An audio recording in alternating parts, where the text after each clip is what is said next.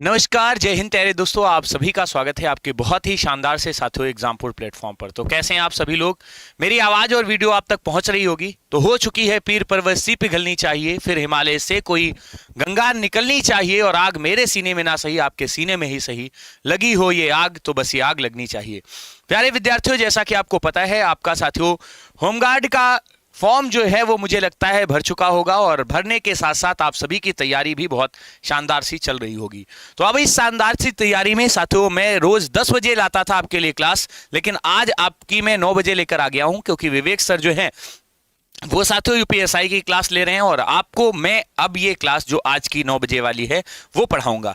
तो आप सभी लोग तैयार हो जाइए, बिल्कुल एकदम शानदार तरीके से दिल खोल करके बैठिएगा, क्योंकि सवालों का बोझ बहुत लंबा होता है। आप जानते हैं 100 प्रश्नों को सॉल्व करेंगे, और तरीका बिल्कुल वैसा ही कि आपके 100 में से कितने सवाल बनेंगे ये आप लास्ट में काउंट करके हमें बताइएगा। तो शुरू करते हैं बिना किसी देरी के 100 प्रश्नों का वो कंटेंट, जिसमें आप सभी लोगों के कितने प्रश्न बनेंगे ये आप क्लास के बाद में काउंट करते हुए चलिएगा। तो चलते हैं आज की क्लास का पहला सवाल, और आप सभी लोग पूरी ताकत झोंक दीजिए, सवाल को समझिए। कह रहा है अकबरनामा के निम्नलिखित में से भागों में से आईने अकबरी किसे कहा जाता है?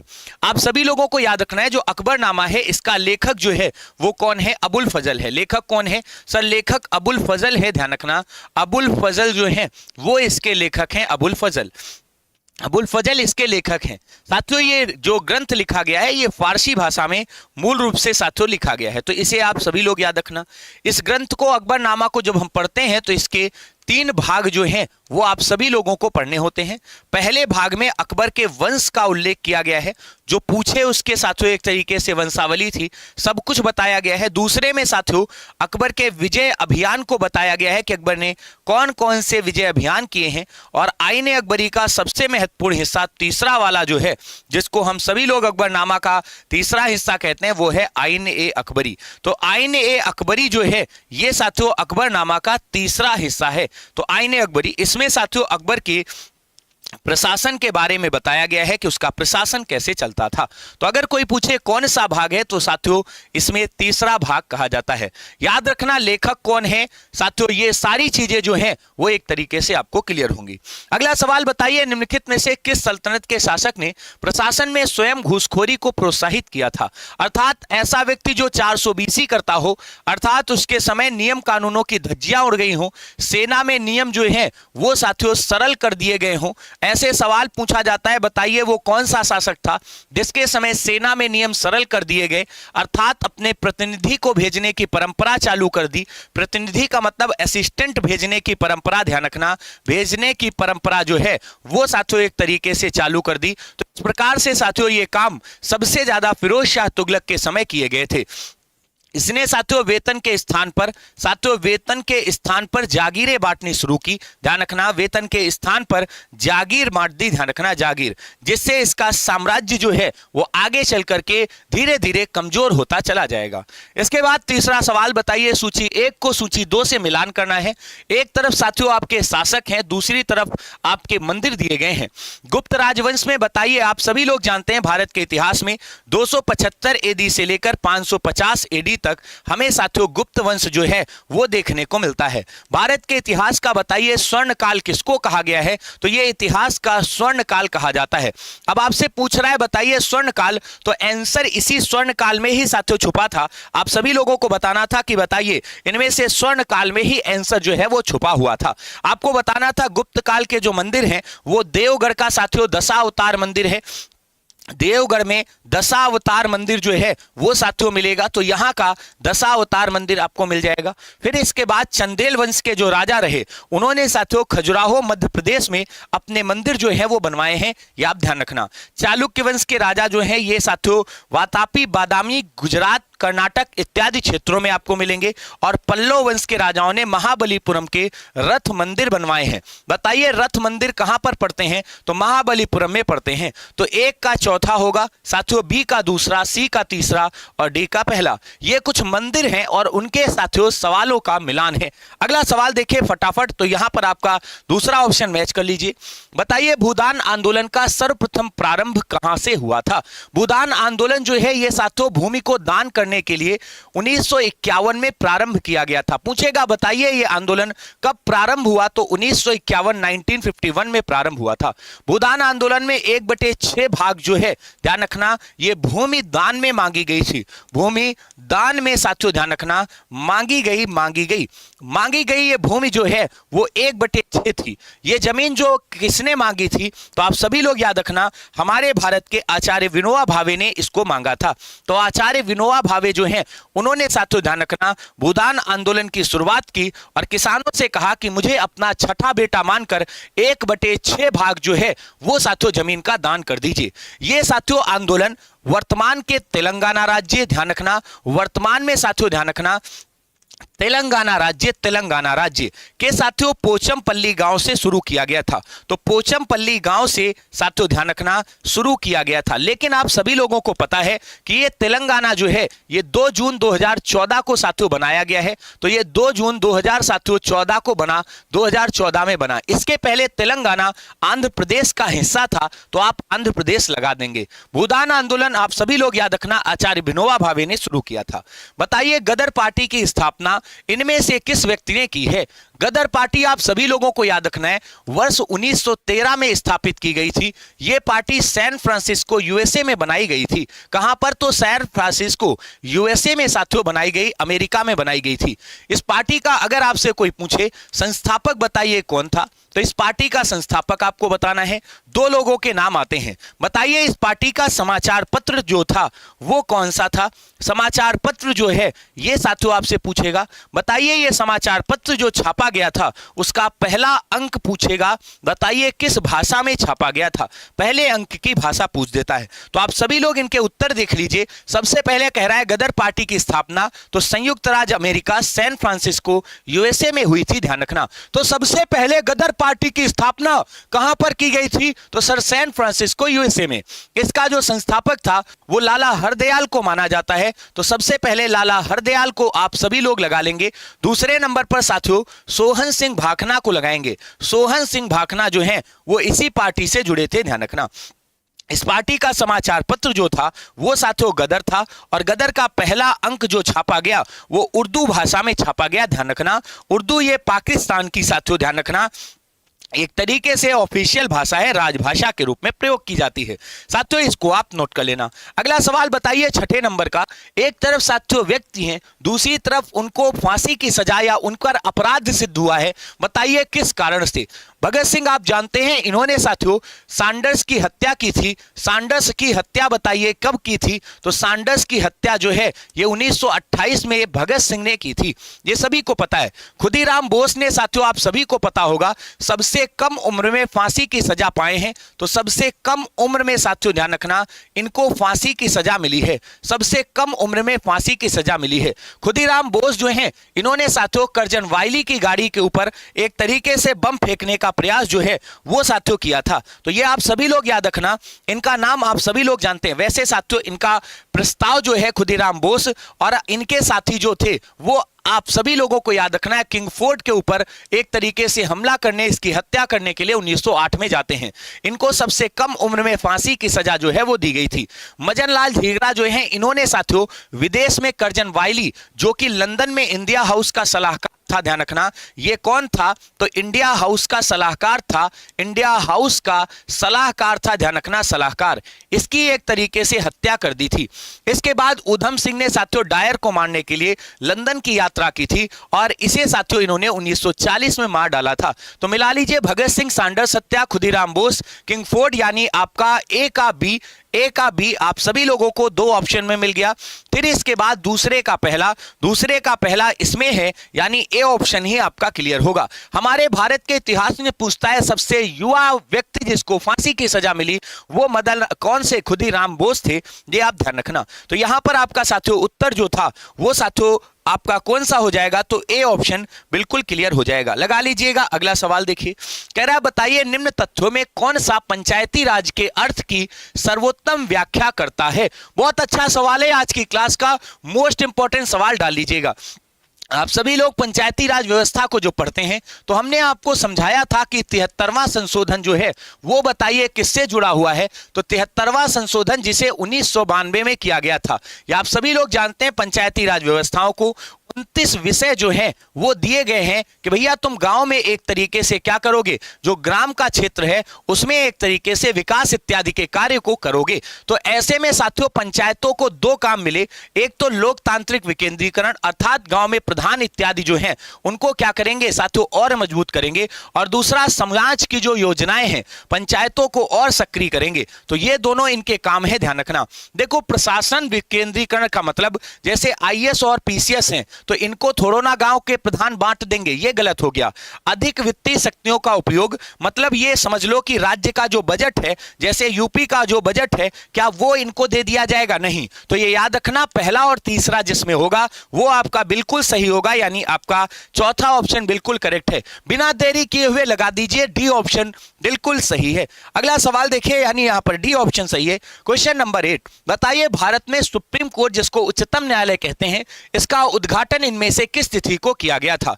अच्छा ये आप सभी लोगों को पता है हमारे देश में जो सुप्रीम कोर्ट लिया गया है ये कहां से लिया गया है, तो ये सर अमेरिका से लिया गया है, ध्यान रखना। मतलब अमेरिका से हमारे यहां की न्याय व्यवस्था जो है वो ली गई है। लेकिन ये बात आप सभी लोगों को याद रखना है, हमारे भारत में 1935 में एक फेडरल कोर्ट बनाया गया था। ये आप सभी लोग याद रखना 1935 में एक फेडरल कोर्ट बनाया गया था, फेडरल कोर्ट। ये जो फेडरल कोर्ट था इसी का उत्तराधिकारी जो है ये हमारा आज का सुप्रीम कोर्ट है। तो इसका उत्तराधिकारी जो है ये हमारा आज का सुप्रीम कोर्ट है। इस सुप्रीम कोर्ट में प्रारंभ में 1+7 जज जो हैं वो साथियों रहा करते थे, और पहला जो सीजीआई था वो एच.जी. कानिया के नाम से जानते हैं। तो सभी लोग जानते हैं हीरालाल जे कानिया जो हैं वो हमारे देश के साथियों, हीरालाल जे कानिया ये हमारे देश के साथियों पहले सीजीआई के रूप में जाने जाते हैं। साथियों आप सभी लोगों ने पढ़ा होगा अभी वर्तमान में सूर्यकांत हैं। वर्तमान में साथियों आप जानते हैं कौन है भैया, तो सूर्यकांत हैं, सूर्यकांत। जल्दी से बताना ये किस नंबर के हैं, इनका क्रम कौन सा है, जल्दी से कमेंट बॉक्स में बता दो। फटाफट से आप सभी लोगों को बताना है इनका क्रम कौन सा है। तो आप सभी लोगों को बताना है इनका क्रम कौन सा है। हमारे यहाँ जो सुप्रीम कोर्ट बनाया गया था उसका उद्घाटन 28 जनवरी 1900 साथियों ध्यान रखना 50 को किया गया। मतलब ये समझ लो कि साथियों हमारे यहाँ साथियों क्या बनाया गया, सुप्रीम कोर्ट बनाया गया। सुप्रीम कोर्ट को याद रखना 28 जनवरी 1950 को स्थापित किया गया था, ध्यान रखना। अगले सवाल पे हम चलेंगे लेकिन पहले आप सभी लोग इसका क्रम बताएंगे। तो सर कौन से नंबर के हैं, तो 53वें नंबर के हैं, ध्यान रखना सीजीआई। अगला सवाल देखिए, फटाक से सूची 1 को 2 से मिलाना है। यहां पर साथियों एक तरफ संविधान के कुछ अनुच्छेद दिए गए हैं, कुछ आर्टिकल दिए गए हैं, और दूसरी तरफ साथियों इनसे जुड़े हुए आपको सब्जेक्ट यानी विषय दिए गए हैं। बिना किसी देरी के, बिना किसी डर के, बिना किसी मक्कारी के, बिना किसी कामचोरी के, हर संकट का हल मत पूछो आसमान के तारों से, सूरज किरणें कब लेता है नभ के चांद सितारों से। पढ़ाई के इस दौर में यदि चुप पाए जाओगे तो इतिहासों के पन्नों में फिर सब कायर कहलाओगे। अभी तक जो हुई भूले हो उन सब का समाधान हो जाने दो, सब समझौते बेकार पड़े हैं पिंड दान हो जाने दो। इस बार पर्वत को बाजू में तोलो, शोले भरो निगाहों में, आंसू की पूजा मत करना बलिदानों की राहों में, और तुम भी पढ़ाई की सीमा रेखा तोड़ो, आगे बढ़ जयनात करो, माता पिता के खोए हुए सम्मान को आबाद करो। भले ही होमगार्ड की है तो क्या हुआ, इस बार वर्दी हाथ में लेकर रहेंगे, होमगार्ड भी लेंगे, यूपी पुलिस कांस्टेबल भी लेंगे और यूपीएसआई भी लेंगे। तो एक साथ 3 पर प्रहार, एक साथ 3 पर प्रहार, ध्यान रखना इस बार एक साथ 3 पर प्रहार, ध्यान रखना एक साथ 3 पर प्रहार, ध्यान रखना। गुरुजी होमगार्ड भी बनेंगे, ध्यान रखना होमगार्ड भी बनेंगे, हम कांस्टेबल भी बनेंगे, ध्यान रखना कांस्टेबल भी बनेंगे और दरोगा भी बनेंगे। कोशिश करने वालों की कभी भी हार नहीं होती। जीके जीएस में तूफान मचा दो, इस बार जीके जीएस में तूफान मचा दो, तूफान। 100 में से 100 टारगेट बड़ा होना चाहिए, ध्यान रखना, तब जाकर के कहीं तूफान उठेगा। संविधान में आप जानते हैं अनुच्छेद 40 जो है ये ग्राम पंचायतों के बारे में बताया गया है। हमारे यहां गांधीवादी जो अर्थव्यवस्था थी या गांधीवादी जो राम राज्य था उसमें साथियों याद रखना गांव जो है वो जमीन में आते थे सबसे पहले नंबर पर। अनुच्छेद 41 काम करने का अधिकार, समान नागरिक संहिता, या साथियों कृषि पशुपालन। अनुच्छेद 41 जो है वो काम करने का अधिकार देता है, ध्यान रखना। अनुच्छेद 44 समान नागरिक संहिता, जिसको कॉमन सिविल कोड कहते हैं, ये आप सभी लोग याद रखना। अनुच्छेद 48 कृषि और पशुपालन, इसी में कहा गया है कि दुधारू पशुओं की हत्या नहीं की जाएगी, ध्यान रखना। तो दुधारू पशु जो है उनकी हत्या नहीं, पशु की हत्या जो है वो साथियों ध्यान रखना नहीं की जाएगी। और ये हमारे भारतीय संविधान का अनुच्छेद 48 का ए है, जिसे साथियों 42वां संविधान संशोधन करके हमने 1976 में जोड़ा था। ये आप नोट करते चलिएगा। तो इसमें सारे के सारे गुरुजी लाइन से लग गए, लाइन से, तो ऐसे ही लाइन से तुम लगा दो, इनको बचना नहीं चाहिए, याद रखना। अगला सवाल देखने से पहले इसका खेल खत्म करके आगे चलेंगे। याद रखना, जीके जीएस में जितना तगड़ा तुम्हारा भौकाल है ना, वो सारा बिल्कुल एकदम सिद्ध करके दिखाओ। सवाल कह रहा है बताइए नियासिन इनमें से कौन सा एक तरीके से सही सुमेलित नहीं है। तुमसे पूछेगा बताइए विटामिन नियासिन में, आप सभी लोग जानते हैं इससे पेलेग्रा नामक बीमारी हो जाती है। विटामिन B1 आप सभी लोग जानते हैं बेरी बेरी हो जाता है। साथियों थायमिन के नाम से जानते हैं, ये B1 है, ध्यान रखना। विटामिन डी के कारण सूखा रोग, जिसे हम रिकेट्स कहते हैं, आज तक सच में कह रहा हूं, तुम सभी लोग जानते हो सूर्य की कमी भाई साहब हमको हमेशा दिखेगी इसमें। विटामिन के जो है इसके कारण रक्त का थक्का नहीं जमता, याद रखना। रक्त का थक्का जो है ये साथियों क्या होता है भैया, नहीं जमता, ध्यान रखना, नहीं जमता। तो बताइए कौन सा ऐसा विटामिन है जिसकी कमी से रक्त का थक्का नहीं जमता। तो मेरे दोस्त विटामिन डी जो है, मतलब डी ऑप्शन जो है ये गलत दिया हुआ है, क्योंकि के कारण रक्त का थक्का नहीं जमता, जबकि बंध्यापन रोग इससे संबंधित ही नहीं है। गुरुजी बताइए व्यक्ति बांझ हो जाता है या बंध्यापन जिसको हम कहते हैं, सर बंध्यापन जो है ये बताइए किस विटामिन की कमी से होता है। तो आप सभी लोग यहां पर याद रखना, सर विटामिन एक ई पढ़ाया गया था। विटामिन ई जो है इसका संबंध इससे है क्योंकि विटामिन ई जो है इसके कारण मनुष्य की त्वचा जो है वो रूखी हो जाती है, ध्यान रखना। तो रूखी हो जाती है त्वचा, याद रखना, इसी से मानव शरीर में जनन क्षमता में वृद्धि होती है। याद रखना, अगर आप विटामिन ई की कमी को महसूस कर रहे हैं तो जनन क्षमता में कमी आ जाएगी। बताइए मनुष्य में पेशी थकान के लिए इनमें से कौन उत्तरदायी होता है। हमारे यहां मनुष्य के शरीर में पेशियां थक जाती हैं, ध्यान रखना भैया, थक जाता है मनुष्य जब उसके शरीर के जोड़ों में भाई साहब लैक्टिक एसिड यानी दूध जमा हो जाता है। तो लैक्टिक अम्ल जो है यह व्यक्ति को सुस्ती, थकान या नींद एक तरीके से लाता है। तो याद रखना पेशी थकान के लिए मनुष्य में लैक्टिक एसिड, तुम सभी लोगों ने पढ़ा होगा, हमारे यहां दूध जो होता है उसमें मेरे दोस्त तुम जानते हो लैक्टोजन, इसकी क्रिया को एक तरीके से हम चेक करते हैं कि भैया ध्यान रखना लैक्टोजन से हम क्या करते हैं, दूध में पाया जाता है, ध्यान रखना। आप सभी लोगों को याद रखना है, हमारे यहां दूध की शुद्धता को चेक कर लो। लैक्टोजन आप सभी लोगों को याद रखना है भैया, याद रखना है, याद रखना। इसी से जुड़ा हुआ एक लैक्टोमीटर आता है जो चेक करता है कि दूध कितना शुद्ध है। दूध से दही बनाने की प्रक्रिया जो है वो आपको साथियों मिल जाएगी। अगला बताइए द्रवीभूत पेट्रोलियम गैस, जिसको लिक्विड पेट्रोलियम गैस कहते हैं, अर्थात इसी को एलपीजी के नाम से जानते हैं। हम सभी लोग साथियों एलपीजी गैस सुनते हैं, अरे गुरुजी सुना था लाल लाल गैस सिलेंडर होता है घर में, जरा बताइए लाल गैस सिलेंडर होता है ना, लाल गैस सिलेंडर होता है सर, गैस सिलेंडर होता है, गैस सिलेंडर। हमारे यहां साथियों मोदी जी इसके रेट को कम नहीं कर पा रहे, गैस सिलेंडर होता है, गैस सिलेंडर।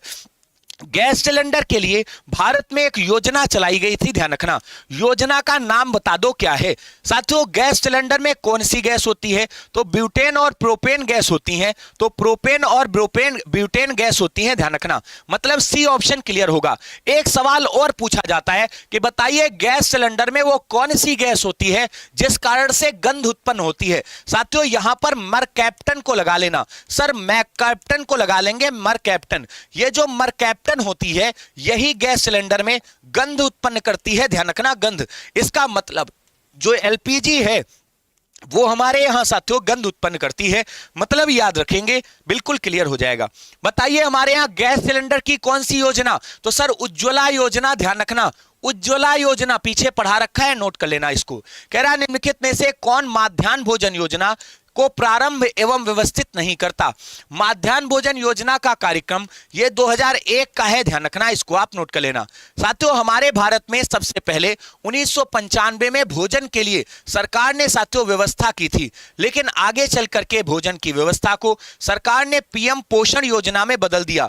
पीएम पोषण योजना जो है, पूछा जाता है बताइए कब शुरू की गई, तो इसे शुरू किया गया 2021 में, ये मोदी जी ने चेंज किया है। बताइए हमारे यहाँ मध्याह्न भोजन योजना को कौन व्यवस्थित नहीं करता? स्कूल का मैनेजमेंट व्यवस्थापक, पंचायती राज साथियों संस्थाएं, या स्वयं सहायता समूह, या ठेकेदार। अच्छा एक बात बताइए, सरकार इसमें पैसा लगाती है, कौन पैसा लगाता है? सर हमको पता है सरकार बफरिंग कुछ नहीं करती, तुम सब लोग सिर्फ एक तरीके से एक दो बच्चे ऐसे हैं जो साथियों इसको एक तरीके से क्या करते हैं, मेरे दोस्त से क्या करते हैं, थोड़ा निगेटिव कमेंट करते रहते हैं, तो उनको छोड़ दो। मध्याह्न भोजन योजना के लिए सरकार ने सबसे पहले 1995 में कदम उठाया, जिसे साथियों मोदी जी ने बदलकर क्या कर दिया, पीएम पोषण योजना 2021 कर दिया।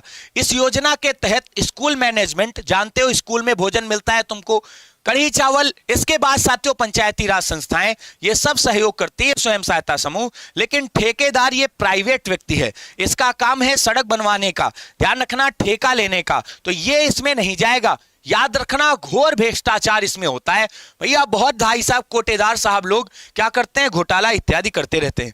अगला सवाल देखिए, बताइए इनमें से कौन सी एक फसल रबी की फसल है? ये रबी की फसल वही फसल है जिसे अक्टूबर नवंबर के महीने में बोया जाता है, ध्यान रखना, बोया जाता है। ये सवाल पूछा गया है, बताइए रबी की फसल कब बोते हैं? इसके बाद इस फसल को मार्च अप्रैल के महीने में साथियों ध्यान रखना काट लिया जाता है, ध्यान रखना, इसको क्या किया जाता है सर, काटा जाता है। इसकी सबसे प्रमुख फसल पूछे, बताइए रबी की प्रमुख फसल कौन सी है? तो सबसे प्रमुख फसल जो है वो मेरे दोस्त गेहूं है, और इस गेहूं उत्पादन में अपना यूपी जो है उसका डंका बजता है, नंबर 1 पे है। बताइए इनमें से कौन सी रबी की फसल साथियों है? कपास, मक्का, अरहर, सरसों, आप सभी लोग इनको लगा लेंगे। ये तीनों की तीनों फसलें जो हैं वो खरीफ के सीजन में बोई जाती हैं, ध्यान रखना। सरसों एक ऐसी फसल है जो रबी के समय साथियों बोई जाती है। आपसे पूछे बताइए और कौन कौन सी हैं, तो चना, मटर, ये भी साथियों ध्यान रखना रबी के साथ बोई जाने वाली साथियों प्रमुख फसलों में आती हैं। तो चना और मटर को भी याद रखना साथियों सरसों के साथ बोई जाती हैं। पूरी रबी की फसलों की कहानी खत्म कर दी। अगला सवाल, भारतीय रुपए का वाह्य मूल्य अवमूल्यन। अवमूल्यन का मतलब क्या होता है साथियों? मुद्रा का मूल्य गिराना। अवमूल्यन का मतलब मुद्रा का मूल्य जो है वो साथियों क्या कर देना, गिराना, ध्यान रखना, गिराना। बताइए हमारे भारत में पहली बार अवमूल्यन कब किया गया? तो भारत में पहली बार अवमूल्यन जो है वो साथियों ध्यान रखना कब किया गया? तो पहली बार अवमूल्यन जो है ये 1949 में किया गया था, ध्यान रखना, 1949 में, ध्यान रखना। अभी साथियों 1991 में जुलाई के महीने में 2 बार किया गया, ध्यान रखना, याद रखना। 1991 में 1 जुलाई को किया गया और साथियों ध्यान रखना 3 जुलाई को किया गया। एक बात सोचने की कोशिश करिएगा, हमारा देश जब आजाद हुआ था तो उस समय 1 जुलाई को साथियों ध्यान रखना $1 की कीमत, मतलब 1 जनवरी 1947 को भारत के 1 रुपए की कीमत साथियों $1 अमेरिका के बराबर थी। आज ये 90 रुपए के बराबर पहुंच गया है $1। इसका मतलब रुपया कमजोर होता जा रहा है। तो याद रखना विदेशी मुद्रा की तुलना में हमारी मुद्रा कमजोर हो रही है। बताइए आयात निर्यात पर लगाए जाने वाले कर को इनमें से किस नाम से जानते हैं? आयकर कहते हैं। आयकर तुम्हारे साथियों धन पर लगाया जाता है और ये डायरेक्ट टैक्स कहा जाता है, ध्यान रखना, डायरेक्ट टैक्स। व्यापार कर कहते हैं, व्यापार के ट्रेड टैक्स को कहते हैं, ये नहीं होगा, ध्यान रखना। हमेशा जो सीमा शुल्क होता है इसको कस्टम ड्यूटी के नाम से जानते हैं। जब कोई चीज तुम कहीं से खरीद के लाओगे, आयात मतलब खरीदना, जैसे तुम अमेरिका से कोई चीज खरीद के लाए तो तुमको सबसे पहले कस्टम ड्यूटी देनी होगी देश में घुसेड़ने से पहले, और देश से अगर बाहर कुछ भी निर्यात कर रहे हो तो भी तुम्हें कस्टम ड्यूटी देनी होगी। याद रखना कस्टम इंस्पेक्टर एसएससी सीजीएल के थ्रू भरते हैं। बताइए हमारे संविधान की 11वीं अनुसूची पंचायत के क्षेत्राधिकार में कुल कितने विषयों को रखती है? साथियों एक सवाल पूछेगा, बताइए 73वां संशोधन इनमें से किससे संबंधित है? तो सर 73वां संशोधन 1992 जो है ये पंचायती राज व्यवस्था यानी पंचायती राज व्यवस्था से संबंधित है। आप सभी लोग जानते हैं इस व्यवस्था को हमारे भारत में त्रिस्तरीय लागू किया गया है। पंचायती राज व्यवस्था को इस संशोधन के माध्यम से 11वीं अनुसूची में रखा गया है और ये 11वीं अनुसूची जो है इसमें साथियों ध्यान रखना विषय पूछे कितने हैं, तो विषय जो है ये साथियों 29 रखे गए हैं। इन विषयों में सारे के सारे विषय स्वच्छता, सफाई और साथियों स्वास्थ्य से जुड़े हुए हैं। ये विषय किससे जुड़े हुए हैं सर? ध्यान रखना, हम सभी को याद रखना है कौन कौन से, तो सर स्वास्थ्य से जुड़े हुए हैं साथियों, सुरक्षा से जुड़े हुए हैं, इसके बाद स्वच्छता से जुड़े हुए हैं। ये सारे के सारे विषय जो हैं ये तुमको याद रखना है। इसमें शिक्षा भी आती है तो नोट करके डाल लेना। इसी तरीके से जब 74वां संशोधन पढ़ोगे तो याद रखना 74वां संशोधन आप सभी लोगों को याद रखना है भैया, हमारे आप सभी लोगों को याद रखना है ये नगर निकाय से जुड़ा हुआ है, ये नगर निकाय से जुड़ा हुआ है, नगर निकाय से। और इसमें जो विषय रखे गए हैं ध्यान रखना वो रखे गए हैं मात्र 18। ये याद रखना इसके तहत हमारे भारतीय संविधान में 12वीं अनुसूची जो है वो साथियों जोड़ी गई है। तो एक साथ दोनों को याद कर लो साथियों, ध्यान रखना एक साथ दोनों को याद कर लो। इसमें 11 विषय कम है 11वीं अनुसूची से, 11वीं अनुसूची से 11 विषय कम, तो 11 इसमें 11वीं अनुसूची के ऐड कर लो, बस हो गया। समझ में आया? दोनों बराबर हो सकते हैं, लेकिन इसको तुम अलग याद करना भैया, ध्यान से नोट करना। अगला सवाल देखिए, कह रहा भारतीय संविधान में तदर्थ न्यायाधीश, सबसे पहले इस बात को समझने की कोशिश करो, ये तदर्थ न्यायाधीश कब लाए जाते हैं? ध्यान रखना जब न्यायपालिका में जजों की कमी हो, जब न्यायपालिका में क्या हो भैया, जब न्यायपालिका में जजों की कमी हो, न्यायपालिका में जजों की कमी हो, जजों की कमी, जजों की कमी हो, जजों की कमी हो, तब साथियों ध्यान रखना सुप्रीम कोर्ट के जज जो हैं जो रिटायर हो चुके होते हैं, ध्यान रखना जज जो रिटायर हो चुके होते हैं, रिटायर्ड हो चुके हैं, रिटायर्ड ध्यान रखना, रिटायर्ड हो चुके हैं, ध्यान रखना, उनको साथियों तदर्थ न्यायाधीश बनाया जाता है और इन्हें सिर्फ सुप्रीम कोर्ट में ही बनाया जा सकता है।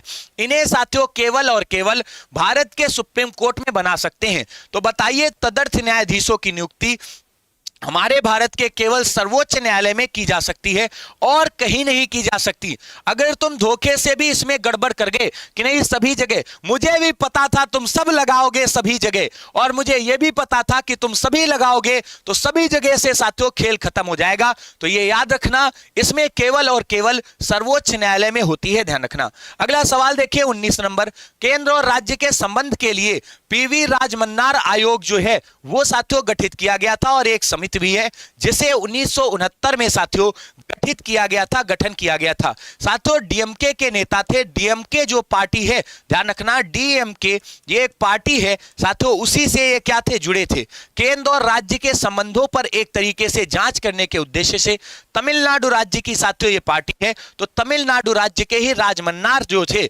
उनके नेतृत्व में समिति का गठन किया गया। अच्छा एक बात बताओ, जैसे तुम बता दो, तुमसे मैं पूछ दूं योगी आदित्यनाथ जी कहां के हैं, तो तुम कहोगे सर यूपी के हैं। योगी आदित्यनाथ जो हैं ये कहां के हैं? यूपी के हैं। अच्छा यूपी के हैं तो इनके लिए जब समिति गठित की जाएगी तो पूछेगा बताइए ये समिति का जो अध्यक्ष है ये किस राज्य का है, तो तुम कहोगे क्या भैया, तुरंत कहोगे सर यूपी। तो ध्यान रखना वैसे ही यूपी लगाना, गोरखपुर यूपी। वाह वाह क्या जवाब है।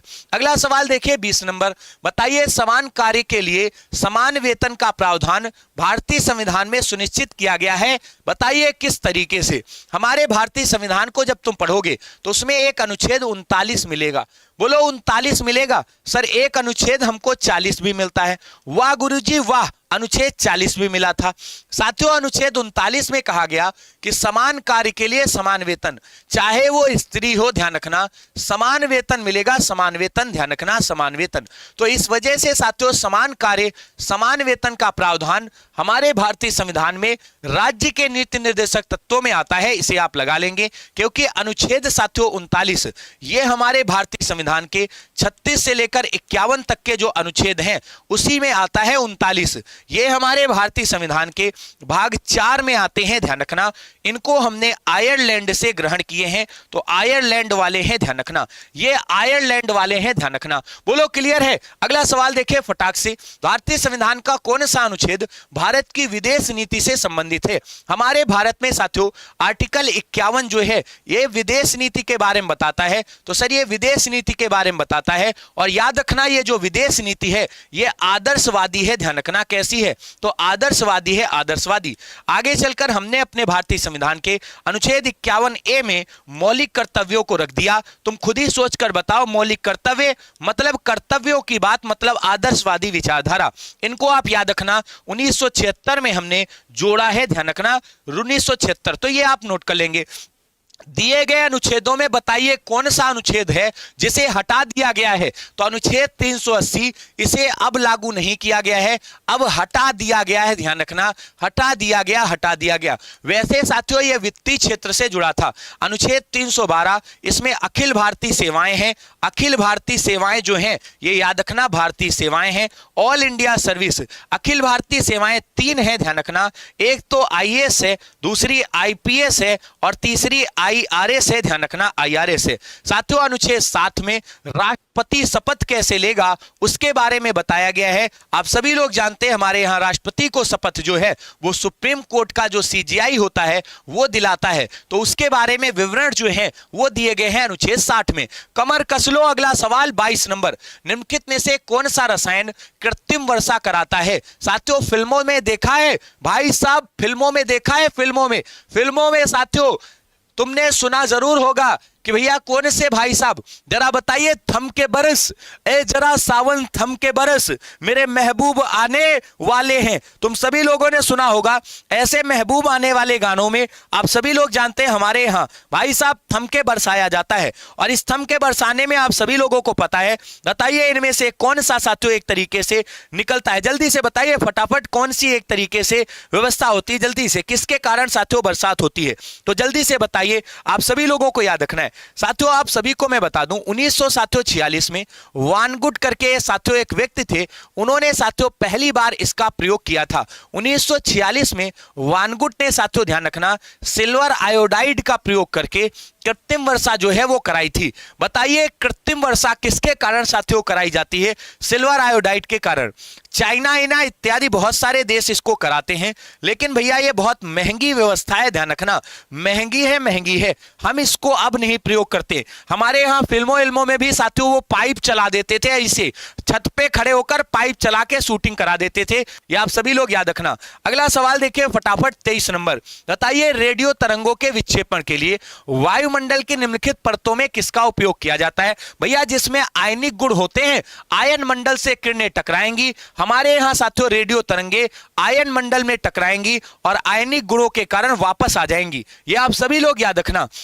साथियों हमारे यहाँ क्षोभ मंडल जो है इसमें मौसम की घटनाएं होती हैं, तो मौसम संबंधी आंधी तूफान ये सब किसमें आते हैं? तो याद रखना इसी में। समताप मंडल में वायुयान उड़ाना अच्छा माना जाता है, वायुयान इसी में उड़ाते हैं, और ओजोन परत जो है वो समताप मंडल का ही एक हिस्सा है, ये भी आप याद रखना। अगला सवाल बताइए 24 नंबर। आगा खान गोल्ड कप, ये आप सभी लोगों को पता होगा। हमारे यहाँ जो आगा खान थे वो साथियों किस स्पोर्ट से जुड़े थे?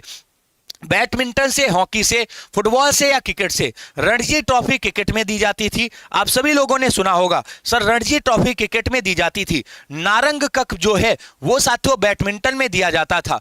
नारंग कप जो है वो बैडमिंटन में दिया जाता था। ध्यान रखना नारंग कप जो है वो साथियों बैडमिंटन में दिया जाता था, ये आपको याद होगा। हमारे यहाँ साथियों ये तो हो नहीं सकता। साथियों बचा आपके पास फुटबॉल। आगा खान गोल्ड कप फुटबॉल में। साथियों रणजी ट्रॉफी जो है वो आपको याद होगा ये किसमें मिलती है? साथियों ध्यान रखना क्रिकेट में। फुटबॉल के क्षेत्र में आप सभी लोग लगा लेंगे फटाक से, आपको याद रहेगा। बताइए हमारे यहाँ हॉकी में कौन सा साथियों एक तरीके से कप दिया जाता है?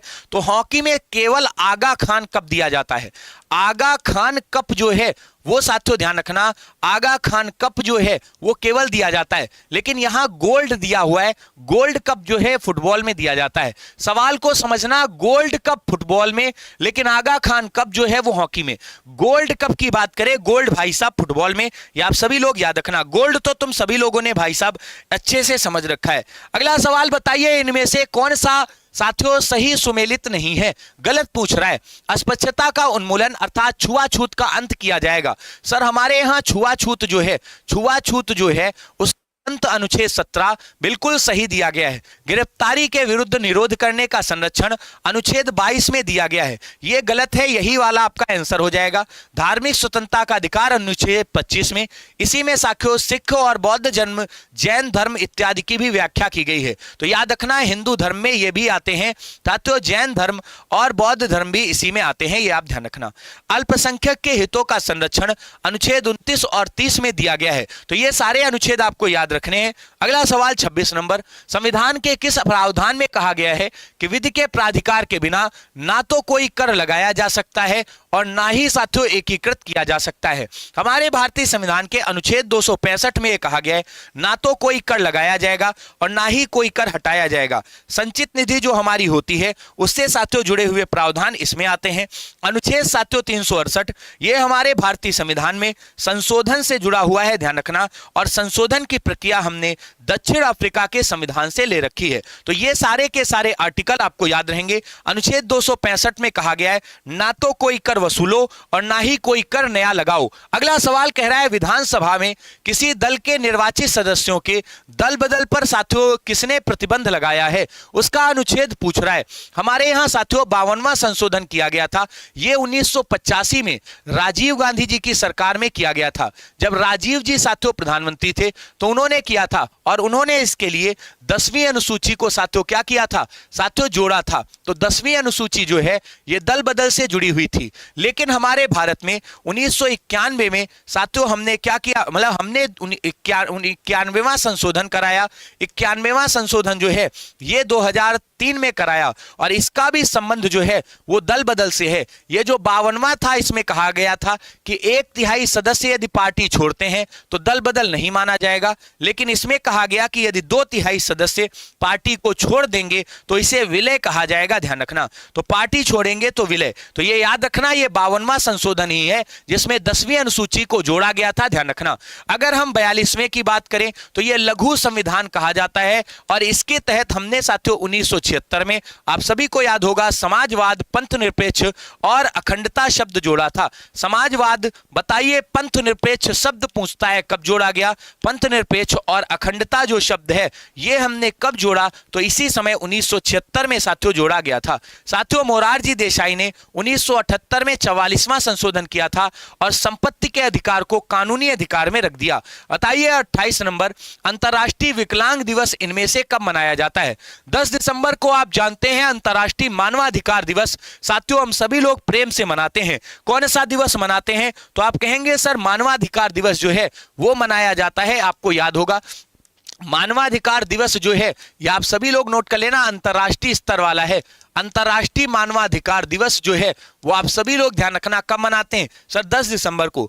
24 तारीख को हम सभी लोग मनाते हैं यूएन का स्थापना दिवस। जरा देखिए यूएन की स्थापना 24 अक्टूबर को की गई थी 1900 साथियों, कब याद करिए 1945 में।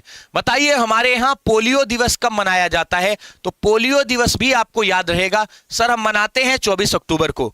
3 दिसंबर को विकलांगों के लिए दिवस मनाया जाता है, तो 3 दिसंबर विकलांगों के लिए दिवस। भाई साहब लंगड़े दिवस, देखो 3 कैसे लिख रहे हो सर, लंगड़ा के लिख रहे हैं, ऐसे ऐसे ऐसे, तो 3 दिवस लंगड़ा, ये आप सभी लोग याद रखना। अगला सवाल देखो, कह रहा अंतर्राष्ट्रीय अहिंसा दिवस आप सभी लोग जानते हैं 2 अक्टूबर को गांधी जी की जयंती। गांधी जी तो साथियों ध्यान रखना आप सभी लोगों को याद होगा इस दिन हम गांधी जी की जयंती भी मनाते हैं और साथ साथ में लाल बहादुर शास्त्री जी की भी जयंती को हम इसी समय सेलिब्रेट करते हैं।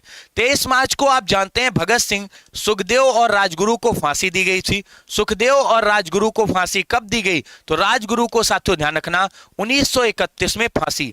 तो 1931 में साथियों फांसी की सजा जो है वो एक तरीके से दी गई थी। 30 जनवरी को गांधी जी को गोली मारी गई थी। तो बताइए गांधी जी को गोली कब मारी गई, तो गांधी जी जो थे इनकी हत्या या गोली जो है वो इसी दिन लगा था। देखो 30 जनवरी और साथियों ध्यान रखना 23 मार्च, इन दोनों डेट को हम साथियों मनाते हैं शहीद दिवस। तो अगर आपसे कोई कहे कि बताइए शहीद दिवस कौन सा माना जाएगा, तो दोनों ही शहीद दिवस हैं। हमारे भारत में गांधी जी की भी साथियों शहादत के दिन शहीद दिवस और इसको भी मनाते हैं 10 दिसंबर को मानवाधिकार दिवस। अब जरा देखो हमारे यहां साथियों करंट अफेयर्स का सवाल, ध्यान से नोट करना, करंट अफेयर्स। तुम सभी लोगों ने सुना होगा, हमारे यहाँ साथियों आतंकवाद का एक चैप्टर आता है जिसको हम सभी लोग पढ़ते हैं, आतंकवाद और आंतरिक सुरक्षा। ऐसे केसेस में हम बहुत सारे ऑपरेशन चलाते हैं। उन ऑपरेशन में ऑपरेशन चेकमेट का संबंध किससे है? तो साथियों श्रीलंका से है, ध्यान रखना। ऑपरेशन कैक्टस ये मालदीव से बना है। साथियों ऑपरेशन ब्लू स्टार ये इंदिरा गांधी जी ने पंजाब में साथियों हरिमंदिर के आक्रमणकारियों को भेजा था, भाई साहब स्वर्गलोक। साथियों ध्यान रखना, इसके बाद ऑपरेशन सिद्धार्थ जो बिहार के क्षेत्र से जुड़ा हुआ है। अब इसको मिला लीजिए, कह रहा है बताइए चेकमेट का संबंध श्रीलंका से, मतलब ए का चौथा हो जाएगा, मतलब ये खत्म हो गया। और लास्ट में देखो ऑपरेशन साथियों सिद्धार्थ, मतलब डी का तीसरा, तो डी का तीसरा एक ही में मिल रहा है। देखो तुम्हें पेपर का एक तरीका समझाता हूं, पहला मिलाओ और आखिरी मिलाओ, किन्हीं दो को मिलाने के बाद पहले आंसर मैच करा लो। अगर मैच हो जाए तो बेस्ट है, नहीं मैच होता है कोई बात नहीं। अगला सवाल देखिए 31 नंबर सवाल, थोड़ा सा आप अपनी स्पीड को मेंटेन रखिएगा। बताइए संयुक्त राष्ट्र संघ के वर्तमान में महासचिव कौन है? तो वर्तमान महासचिव जो हैं वो पुर्तगाल के एंटोनियो गुटेरस हैं, ध्यान रखना, ये पुर्तगाल के हैं, ध्यान रखना, एंटोनियो गुटेरस, आप नोट कर लेना। ये वर्तमान में साथियों 9th नंबर के हैं, 9th नंबर के हैं। इनसे पहले 8th नंबर के साथियों ध्यान रखना बान की मून थे, आपको याद होगा। कोफी अन्नान जो हैं ये साथियों पहले अश्वेत, साथियों ध्यान रखना, पहले अश्वेत जो हैं, अश्वेत जो हैं, अश्वेत का मतलब जो काले काले थे, साथियों ध्यान रखना, अश्वेत सभी को याद रखना है, महासचिव बने थे। तो याद रखना पहले अश्वेत महासचिव कोफी अन्नान बने थे। कोफी अन्नान जो है ये घाना देश के थे, ध्यान रखना, तो घाना के थे, घाना अफ्रीका देश का है, साथियों ध्यान रखना, मतलब अफ्रीका महाद्वीप का देश है। अगला सवाल बताइए किस वर्ष भारत ने अंतरराष्ट्रीय ऊर्जा एजेंसी के एसोसिएशन देश का दर्जा 2017 में भारत ने प्राप्त कर लिया? ये आप सभी लोग याद रखना, थोड़ा सा साथियों ये वो संगठन है जिनके बारे में आप सभी लोगों को अच्छे से समझना चाहिए। याद रखना, आप सभी को नोट करना है कि ये कब प्राप्त करता है, 2017 में। अगर आपसे कोई पूछे परमाणु ऊर्जा एजेंसी जो है, परमाणु ऊर्जा जो है, इसके लिए अंतरराष्ट्रीय जो एजेंसी बनाई गई, बताइए कब स्थापित हुई? तो 1957 में बनाई गई। इसका जो हेडक्वार्टर है, मोस्ट इंपॉर्टेंट है, ध्यान रखना, ऑस्ट्रिया की राजधानी वियना में है, ध्यान रखना। परमाणु ऊर्जा एजेंसी जो है इसको आप नोट कर लेना, वियना ऑस्ट्रिया की राजधानी में साथियों आप सभी लोगों को मिलेगा। अगला सवाल बताइए एवरेस्ट पर्वत शिखर इनमें से किस देश का है?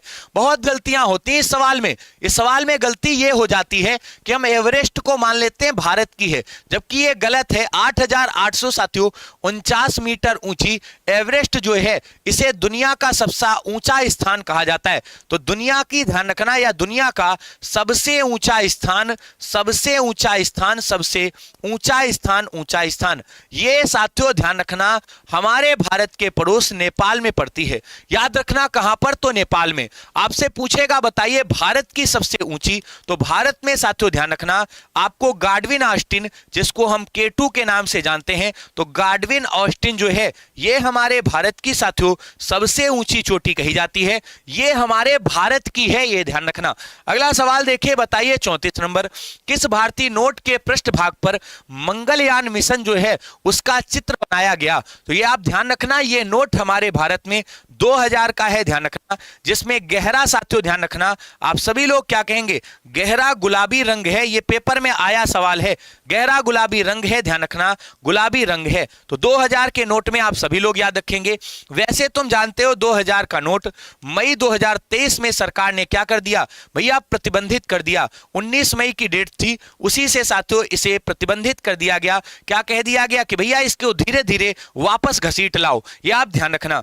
500 के नोट में भैया किसका चित्र है? तो तुम ध्यान रखना लाल किला का चित्र है, जो दिल्ली में पड़ता है, आप सभी लोग जानते हैं दिल्ली में इसका चित्र पड़ता है। 100 रुपए के नोट में रानी की बाव का चित्र है, ध्यान रखना, तो याद रखना इसमें रानी की बावड़ी जो है उसका चित्र है, रानी की बाव जो है उसका चित्र है, बावड़ी जो है ये भारत के गुजरात राज्य में जहां पर बावड़ियां खूब हैं वहीं पर फेमस है।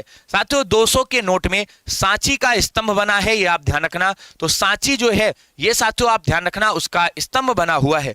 अगले आप सवाल पे पढ़ें उससे पहले 50 रुपए के नोट में बताइए किसका चित्र बना है। 50 रुपए में किसका नोट का 50 रुपए की नोट है, उसमें बताइए किसका चित्र बना है। सांची का स्तूप तो तुम बता दोगे। अगला सवाल बताइए उत्तर प्रदेश का बजट 2022-23 में किसने प्रस्तुत किया था। चलो तुमसे पूछ लेता हूं करंट अफेयर्स का, बताइए 2025-26 में किसने प्रस्तुत किया। 2025-26 में किसने प्रस्तुत किया, किसने प्रस्तुत किया। देखो एक बात अच्छे से समझ लो साथियों, रेलवे का पेपर जो बच्चे दे रहे हैं उनको पता है करंट अफेयर्स जो है पुराना भी पूछ रहा है।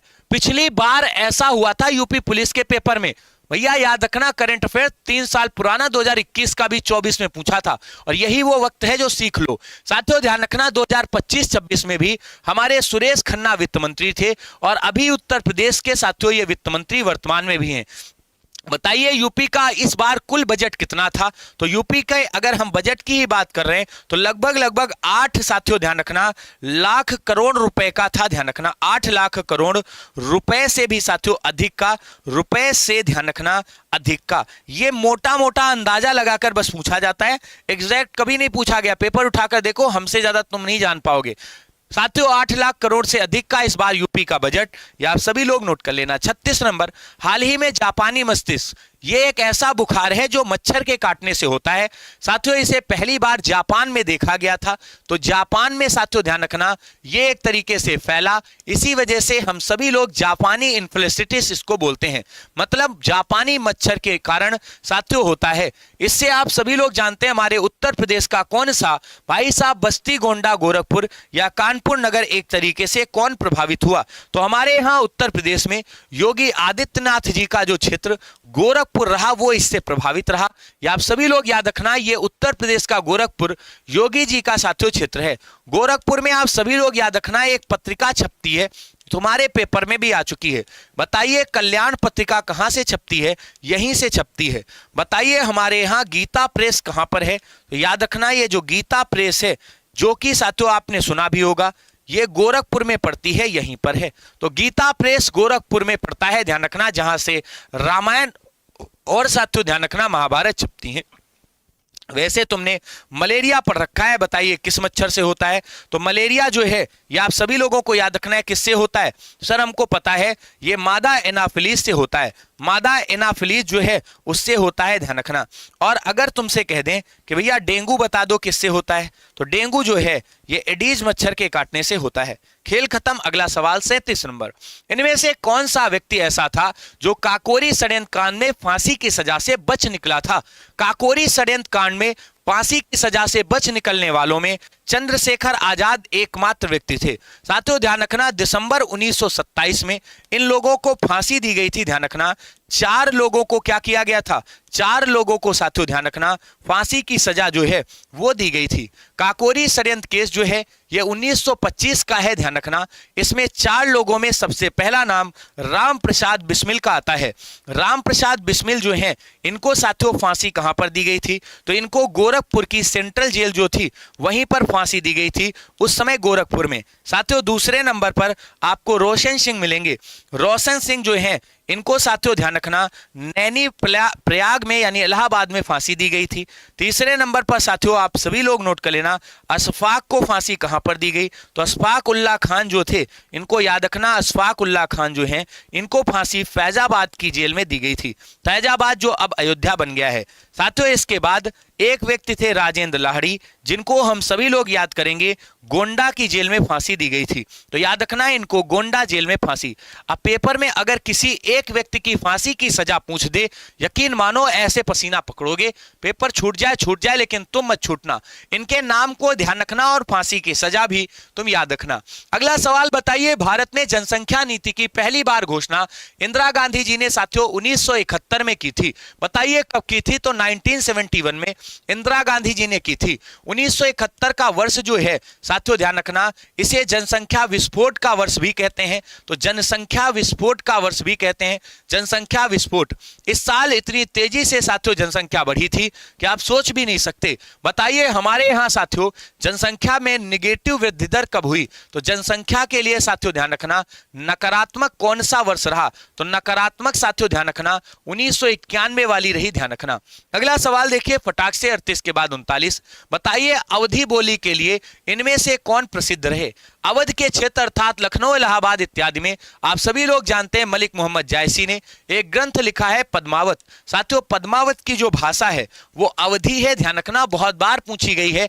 जबकि मलिक मोहम्मद जायसी जो हैं वो ब्रज भाषा में रचनाएं करते थे। साथियों, तुलसीदास ने अपने जीवन की मधुर मधुर रचनाएं ब्रज में लिखी, लेकिन रामचरितमानस जो है वो साथियों ध्यान रखना इन्होंने किस में लिखी? अवधी में लिखी, ध्यान रखना, अवधी में लिखी। याद रखना, बाकी दोहावली, कवितावली ये सब आप पढ़कर देखिए, तुलसीदास जी की ही है। ध्यान रखना, कवितावली, रामलला नेहचू ये सब किसकी हैं? तो रामलला नेहचू ये साथियों ध्यान रखना तुलसीदास जी की हैं। रामलला नेहचू ये सब ब्रज भाषा में लिखी गई। रुस्मान भी साथियों ध्यान रखना अवधी के ही हैं। तो उपरोक्त में सभी को आप लगाएंगे, ये सारे के सारे अवधी के ही साथियों गायक हैं या साथियों एक तरीके से रचना करते हैं। अंतरिक्ष यात्री को आकाश साथियों सबसे पहले याद रखना नीला दिखाई देता है। अंतरिक्ष यात्री को आकाश का रंग कैसा दिखाई देता है? तो मेरे दोस्त ध्यान रखना। अच्छा देखो, एक बात बताओ, अंतरिक्ष यात्री को आकाश का रंग नीला दिखाई देगा, काला? भैया ये सवाल बहुत बड़ा है, क्योंकि अंतरिक्ष यात्री की बात कर रहा है, मैंने सोचा जमीन से देख रहा है। यहां पर अंतरिक्ष यात्री है, अंतरिक्ष यात्री, और अंतरिक्ष यात्री जो है वो आकाश को देख रहा है, अंतरिक्ष से आकाश को देख रहा है, आकाश को। अब ये आकाश को देखेगा ना, तो यहां प्रकाश का प्रकीर्णन हो रहा है। प्रकाश का जब तक प्रकीर्णन नहीं होगा तब तक तुम कैसे इसमें साथियों एक तरीके से चेंज कर सकते हो कलर को? तो ऐसे में जब प्रकाश का प्रकीर्णन नहीं होगा, तो जब प्रकीर्णन नहीं होगा तो ये काला दिखेगा, ध्यान रखना, काला दिखेगा, काला। अगर तुम पृथ्वी से नीचे की ओर बैठकर पृथ्वी से देखोगे तो काला, तो नीला दिखेगा। याद रखना, इसलिए क्योंकि यहां से प्रकीर्णन हो जाता है। मतलब अगर तुमसे कोई पूछे अंतरिक्ष यात्री आकाश को कैसे देखेगा, तो काला दिखाई देगा, लेकिन पृथ्वी जो है ये नीला ग्रह है और ये नीला ही दिखाई देगा, ध्यान रखना। अगला सवाल 41 नंबर, भारतीय सुपर कंप्यूटर का नाम जो है ये परम है, ध्यान रखना, और सबसे पहले चार्ल्स बेबेज ने साथियों कंप्यूटर को बनाया था। याद है ना? तो बेबेज ने साथियों क्या किया था? कंप्यूटर को बनाया था। इसको हटा दीजिए। परम श्रेणी के कंप्यूटर हमारे भारत के सुपर कंप्यूटर हैं, ध्यान रखना, जिनकी गणना गति बहुत तेज होती है। बताइए चंद्रप्रभा इनमें से कहां? तो चंद्रप्रभा अभ्यारण्य ये चंदौली में पड़ता है। कुछ सोचने की जरूरत नहीं, आप सभी लोग जानते हैं ये हमारे उन साथियों क्षेत्रों में है जो बायोस्फीयर रिजर्व में आते हैं, यानी बीएसआर में आते हैं, ध्यान रखना। कुल मिलाकर ये समझ लो कि इनको हम अपने इकोलॉजी में साथियों क्या रखते हैं? तो इकोलॉजी में टॉप पर रखते हैं, ध्यान रखना, टॉप पर। ये जो इकोलॉजी शब्द है इसे अर्नेस्ट हैकल ने दिया था, तो हैक कर लो, ध्यान रखना, हैक कर लो। अगला सवाल देखिए 43 नंबर, इनमें से काशी की बहन किसको कहते हैं? काशी की बहन के रूप में साथियों गाजीपुर को जाना जाता है, क्योंकि जैसे काशी जो है वहां पर साथियों तीर्थ स्थान खूब हैं, तीर्थ स्थान खूब हैं, तीर्थ स्थान, वैसे ही गाजीपुर में भी तीर्थ स्थान खूब हैं, तीर्थ स्थान खूब हैं। आपने सुना होगा, बताइए कार्नवालिस जो है उसका साथियों मकबरा कहां पर है? कार्नवालिस जो है इसका मकबरा जो है ये भी साथियों यहीं पर पड़ता है, गाजीपुर में, उत्तर प्रदेश में। इलाहाबाद साथियों जानते हो किसके लिए मेरे दोस्त? तो बांस के लिए जाना जाता है, बांस के लिए। और यहां से साथियों वो जो बांस की लकड़ियां बनती हैं, डलिया इत्यादि, वो साथियों फेमस है। इसी तरीके से साथियों मिर्जापुर और भदोही ये दोनों कालीन के लिए जाने जाते हैं, इनको आप याद रखना, ये कालीन उद्योग के लिए। अगला सवाल, वैसे काशी को घाटों का नगर भी कहते हैं। ब्रह्मा जी ने यहीं पर 80 घाट पर साथियों 10 घोड़ों की बलि दी थी। बताइए किस विटामिन की कमी से खून का तक्का धीरे धीरे एक बीमारी का कारण बन जाता है? तो हमारे यहाँ विटामिन की जो है, इसमें साथियों विटामिन के जो है इसमें एक प्रोथ्रोम्बिन पाया जाता है। ये याद रखना, आज तक तुमने कभी नहीं सुना होगा मेरे दोस्त प्रोथ्रोम्बिन। अपने किसी दोस्त का नाम रखो जो तुम्हारा खून पीता हो। भैया प्रोथ्रोम्बिन हमारा एक दोस्त है जिसका नाम आप कुछ भी रख लो। आप सभी लोग अपने उस दोस्त का नाम कमेंट में एक बार डालो, सभी लोग, जो तुम्हारा खून पीता हो। भाई साहब ये प्रोथ्रोम्बिन वो है, अगर इसकी कमी हुई तो याद रखना भैया खून पी जाएगा, ध्यान रखना। मतलब कमी हुई तो खून पी जाएगा, मतलब इसी की कमी के कारण रक्त का थक्का नहीं जमता है। याद रखना, अपने दोस्त के नाम को कमेंट में लिख लो और आज के बाद उसको देख लेना। समझ में आया? जो प्रोथ्रोम्बिन भाई साहब खून, लड़कों तुम्हारे लिए वो सब ABCD में XYZ के नाम नहीं बताने हैं, ठीक है? ठीक है, XYZ जो है वो नहीं बताने हैं। विटामिन ई को हम सभी लोग ब्यूटी विटामिन कहते हैं, ध्यान रखना, ब्यूटी विटामिन। देखो लड़कियों में साथियों इसका कंपटीशन खूब होता है, आप सभी लोग जानते हो। विटामिन ई जो है ब्यूटी विटामिन। विटामिन डी जो है इससे मनुष्य शरीर में रिकेट्स या सूखा रोग हो जाता है, ध्यान रखना, सूखा। याद रखना विटामिन सी से साथियों ध्यान रखना स्कर्वी अर्थात मसूड़ों से ब्लड आना शुरू हो जाता है, ये दांतों से संबंधित रोग है, इसको आप नोट कर लेंगे। अगला सवाल देखिए 45 number, telecom regulating authority of India, ये साथियों हमारे भारत में जो सिम कार्ड इत्यादि होते हैं साथियों हमको पढ़ाया गया था, सिम इत्यादि जो होते हैं वो कोई गड़बड़ ना करे इसके लिए रेगुलेट करती है, ध्यान रखना। तो याद रखना telecom regulatory authority of India, यहां पर आप सभी लोगों को याद रखना है ए ऑप्शन लगाना है। हमारे भारत में सर्वाधिक सिम किस कंपनी के हैं, तो सर्वाधिक सिम जो है वो साथियों ध्यान रखना सबसे ज्यादा अभी जियो के हैं, दूसरे नंबर पर एयरटेल के हैं और तीसरे नंबर पर नोट करके डाल लेना हमारे वीआई के हैं, ध्यान रखना। तो हमारे यहां सबसे ज्यादा साथियों टेलीडेंसी जो है वो साथियों जियो की है। सवाल पूछेगा सर्वाधिक टेलीडेंसी किसकी है, तो याद रखना ये सर्वाधिक टेलीडेंसी कही जाती है, तो सर्वाधिक टेलीडेंसी जो है ये साथियों ध्यान रखना हमारे जियो की है, ध्यान रखना। अगला सवाल 45 नंबर, हड़प्पा सभ्यता इनमें से किस युग की सभ्यता है। हड़प्पा सभ्यता जो है इसको 2350 बीसी से लेकर हम सभी लोग 1750 बीसी तक पढ़ते हैं। इस युग में साथियों सबसे ज्यादा प्रयोग जो है वो कांसे जैसी धातु का किया गया था, इसलिए इसको कांस्य युग कहते हैं। साथियों कांसा जो है इसका प्रयोग खूब भर भर के किया गया था। कांसा जो है ये तांबा और टीन से मिलाकर बना है, तांबा और टीन से मिलकर बना है। ये आप सभी लोग याद रखना हमारे भारत के सबसे ज्यादा पुराने सिक्के इसी के मिलते हैं। अगला सवाल देखिए, बताइए मसालों का बगीचा किसको कहते हैं तथा हमारे भारत में रबड़ के उत्पादन में वो नंबर 1 है। इसी तरीके से बताइए इलायची के उत्पादन में नंबर 1 कौन है, तो सर इलायची के उत्पादन में। इसके बाद साथियों काली मिर्च के उत्पादन में आदमी साथियों हमारा वो राज्य जो है वो ऊपर है, तो इसमें साथियों केरल को रखते हैं। बताइए वर्तमान 2025 में सर्वाधिक साथियों एक तरीके से हमारे यहां सर्वाधिक साथियों आपसे पूछे बताइए सर्वाधिक साथियों मसाले किस राज्य में उत्पादित किए जाते हैं, तो सबसे ज्यादा मध्य प्रदेश में किए जाते हैं। सेकंड नंबर पर साथियों गुजरात में किए जाते हैं। केरल का तो यहां पर कोई नाम ही नहीं आ रहा। तमिलनाडु जो है ये आप सभी लोगों को याद रखना है, ये लौंग उत्पादन में नंबर 1 है, ध्यान रखना लौंग में साथियों नंबर 1 आपको मिल जाएगा। आगे चलेंगे, अगला सवाल 48 नंबर, सूरसागर की रचना सूरदास ने की है, ध्यान रखना। अगर हम साथियों जायसी की बात करें तो इन्होंने पद्मावत ग्रंथ की रचना की है। कबीरदास की रचनाएं आप जानते हैं साखी सबद रमैनी। साखी सबद रमैनी किसकी रचना है, तो साखी सबद रमैनी साथियों हमको इनकी रचना मिलेंगी। बताइए इनको साथियों हम किस नाम से और जानते हैं, तो बीजक इनके कविता संग्रह को कहते हैं। आप सभी लोग याद रखना, तो तुरंत कहेंगे सीधे आपको सूरसागर सूरदास जी की है। संविधान परिषद में बताइए वंदे मातरम गीत को पहली बार इनमें से कब एक तरीके से स्वीकार किया गया, तो 24 जनवरी को साथियों या 1 जनवरी को या 11 मार्च। 2 डेटे में हटा देता हूं, 2 डेटे तुम कोशिश करके लगाओ जल्दी से, क्या लगाओगे। हमारे यहां राष्ट्रगान की बात हो या राष्ट्रध्वज को, दोनों को साथियों एक ही दिन स्वीकार किया गया था। जल्दी से बता डालिए कौन सी डेट थी। हमारे यहां राष्ट्रगान और राष्ट्रध्वज दोनों को साथियों ध्यान रखना 24 जनवरी को स्वीकार किया गया था, दोनों को ही, चाहे वो राष्ट्रगान हो जनगण मन हो या साथियों ध्यान रखना राष्ट्रगान हो या राष्ट्रध्वज हो, दोनों को साथियों एक ही दिन क्या किया गया था, स्वीकार किया गया था। मतलब राष्ट्रगीत याद रखना ये राष्ट्रगीत है, ध्यान रखना राष्ट्रगीत की हम बात कर रहे हैं, दोनों को एक ही दिन 24 जनवरी को स्वीकार किया गया था। बताइए वंदे मातरम गीत को हम सभी लोग कितने सेकंड में गाते हैं, तो 65 सेकंड का समय जो है वो लगता है, ध्यान रखना।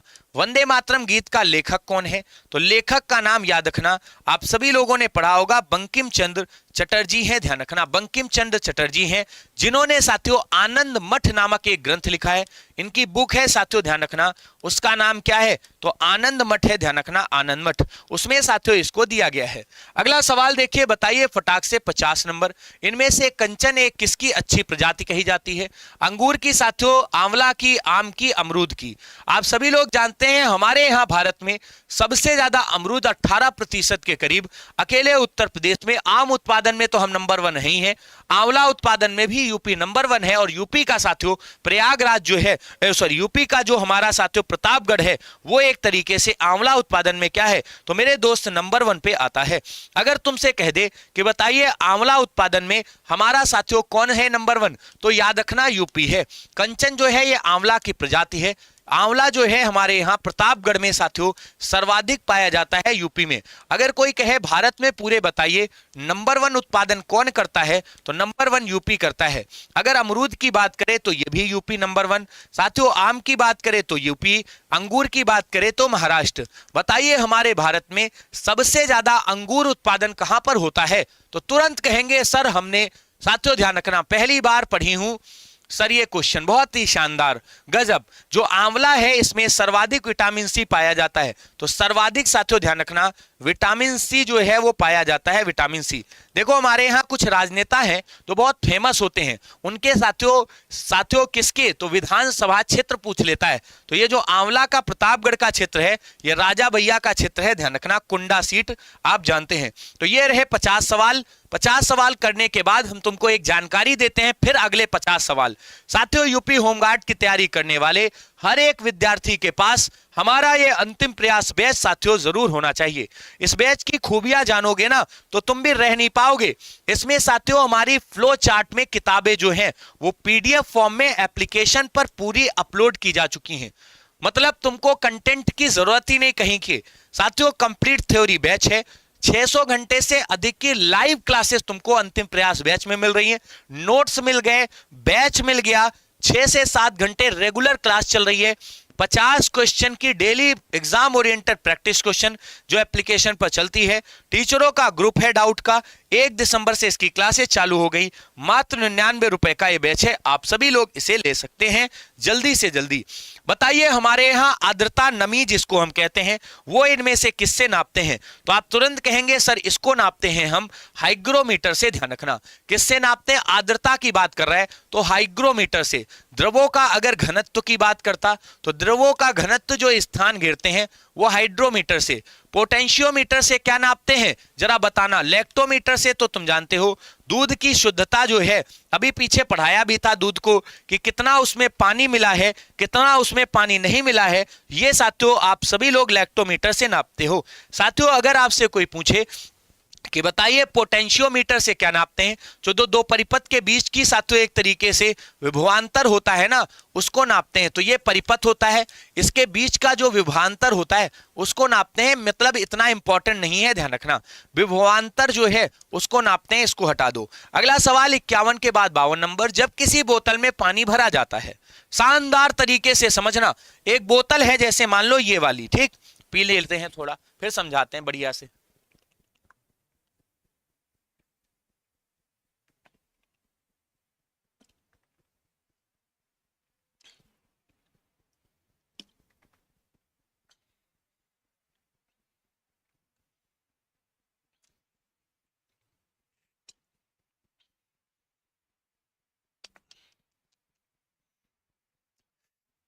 जब साथियों ध्यान रखना इस बोतल में पानी भरा जाता है तो होता क्या है, अब देखो तुम्हें, जब पानी की बोतल में पानी भरा जाता है और उसे जमने दिया जाता है तो बोतल साथियों टूट जाती है। क्यों आखिर, सबसे बड़ी चीज यह है कि जब पानी जमता है तो इसका साथियों प्रसार होता है। क्या होता है, प्रसार होता है, वाह। दूसरा, पानी के हिमांक बिंदु पर ध्यान रखना बोतल सिकुड़ जाती है, बोतल नहीं सिकुड़ती है, बोतल के बाहर का तापमान अंदर के तापमान से, वाह जी वाह, बोतल के बाहर का तापमान ज्यादा होगा तो पानी और पिघलेगा, ये गलत है। ध्यान रखना पानी जमने पर साथियों फैलता है, इसको आप नोट करके डाल लीजिए। अक्सर ऐसा देखा होगा कि हमारे यहाँ ठंड में पानी के पाइप फट जाते हैं, याद रखना पानी के पाइप फट जाते हैं, ध्यान रखना, क्लियर है, तो इसको आप नोट कर लेना। अगले सवाल पे आ जाइए 53 नंबर, बताइए दृष्टि पटल जिसमें रेटिना को साथियों हम पढ़ते हैं उस पर चित्र बनता है। ध्यान रखना हमेशा इसको नोट कर लेना, चित्र जो है वो छोटा बनेगा और साथियों उल्टा बनेगा, तो वास्तविक चित्र जो है वस्तु से छोटा और उल्टा बनता है। जैसे तुम अपने घर में शीशे में फोटो देखो, शीशे में फोटो देखो, शीशे में फोटो, तो तुम्हें साथियों ध्यान रखना बाएं की जगह दाएं और दाएं की जगह बाएं दिखेगा, दायां हाथ उठाओगे बायां दिखेगा, बायां उठाओगे दायां दिखेगा। आपने सुना होगा जब हमारे यहाँ नेत्र चिकित्सक साथियों आंखों का इलाज करता है तो तुम सभी लोग जानते हो मोतियाबिंद में कार्निया का इलाज किया जाता है, याद रखना मोतियाबिंद के ऑपरेशन में मनुष्य की कार्निया का इलाज किया जाता है। अगला सवाल बताइए 54 नंबर, मनुष्य आर्द्रता व गर्मी से परेशान होकर के परेशानी का अनुभव करता है, इसका कारण क्या होता है। जब शरीर में साथियों पसीना आता है तो अधिक पसीना आना, कम पसीना आना। पसीना आर्द्रता के कारण वाष्पित नहीं होता। अच्छा एक बात बताओ, तुमने सुना होगा बादल वाली रात गर्म होती है। बादल वाली रात जो है वो क्या होती है, ध्यान रखना, गर्म होती है, गर्म होती है। इसके पीछे का कारण क्या है? क्योंकि हमारी ऊष्मा जो है वो पृथ्वी के बाहर साथियों नहीं जा पाती। इसका सीधा सा मतलब है कि हमारे यहाँ साथियों जो ऊष्मा है वो अवशोषित नहीं हो पा रही है, मतलब उसको अवशोषित करने का समय नहीं मिल रहा। तो पसीना आर्द्रता के कारण वाष्पित अर्थात सोख नहीं पा रहा है, जिस कारण से हमें उमस जैसी लगती है। तो ये उमस जैसी लगती है, ध्यान रखना। इनडायरेक्टली हमारे सीधे साधे बच्चे इसको ही उमस कहेंगे, ध्यान रखना, उमस। देखो गांव के लोग कितने चालाक थे, उन्हें अपने हिसाब से शब्द बना लिया। क्या बनाया? उमस। अब तुम इतना पढ़ो खोपड़ी अपनी पटको, सरल शब्दों में इसको उमस कह लो कि पसीना आर्द्रता के कारण वाष्पित नहीं होता, इसका मतलब है उमस।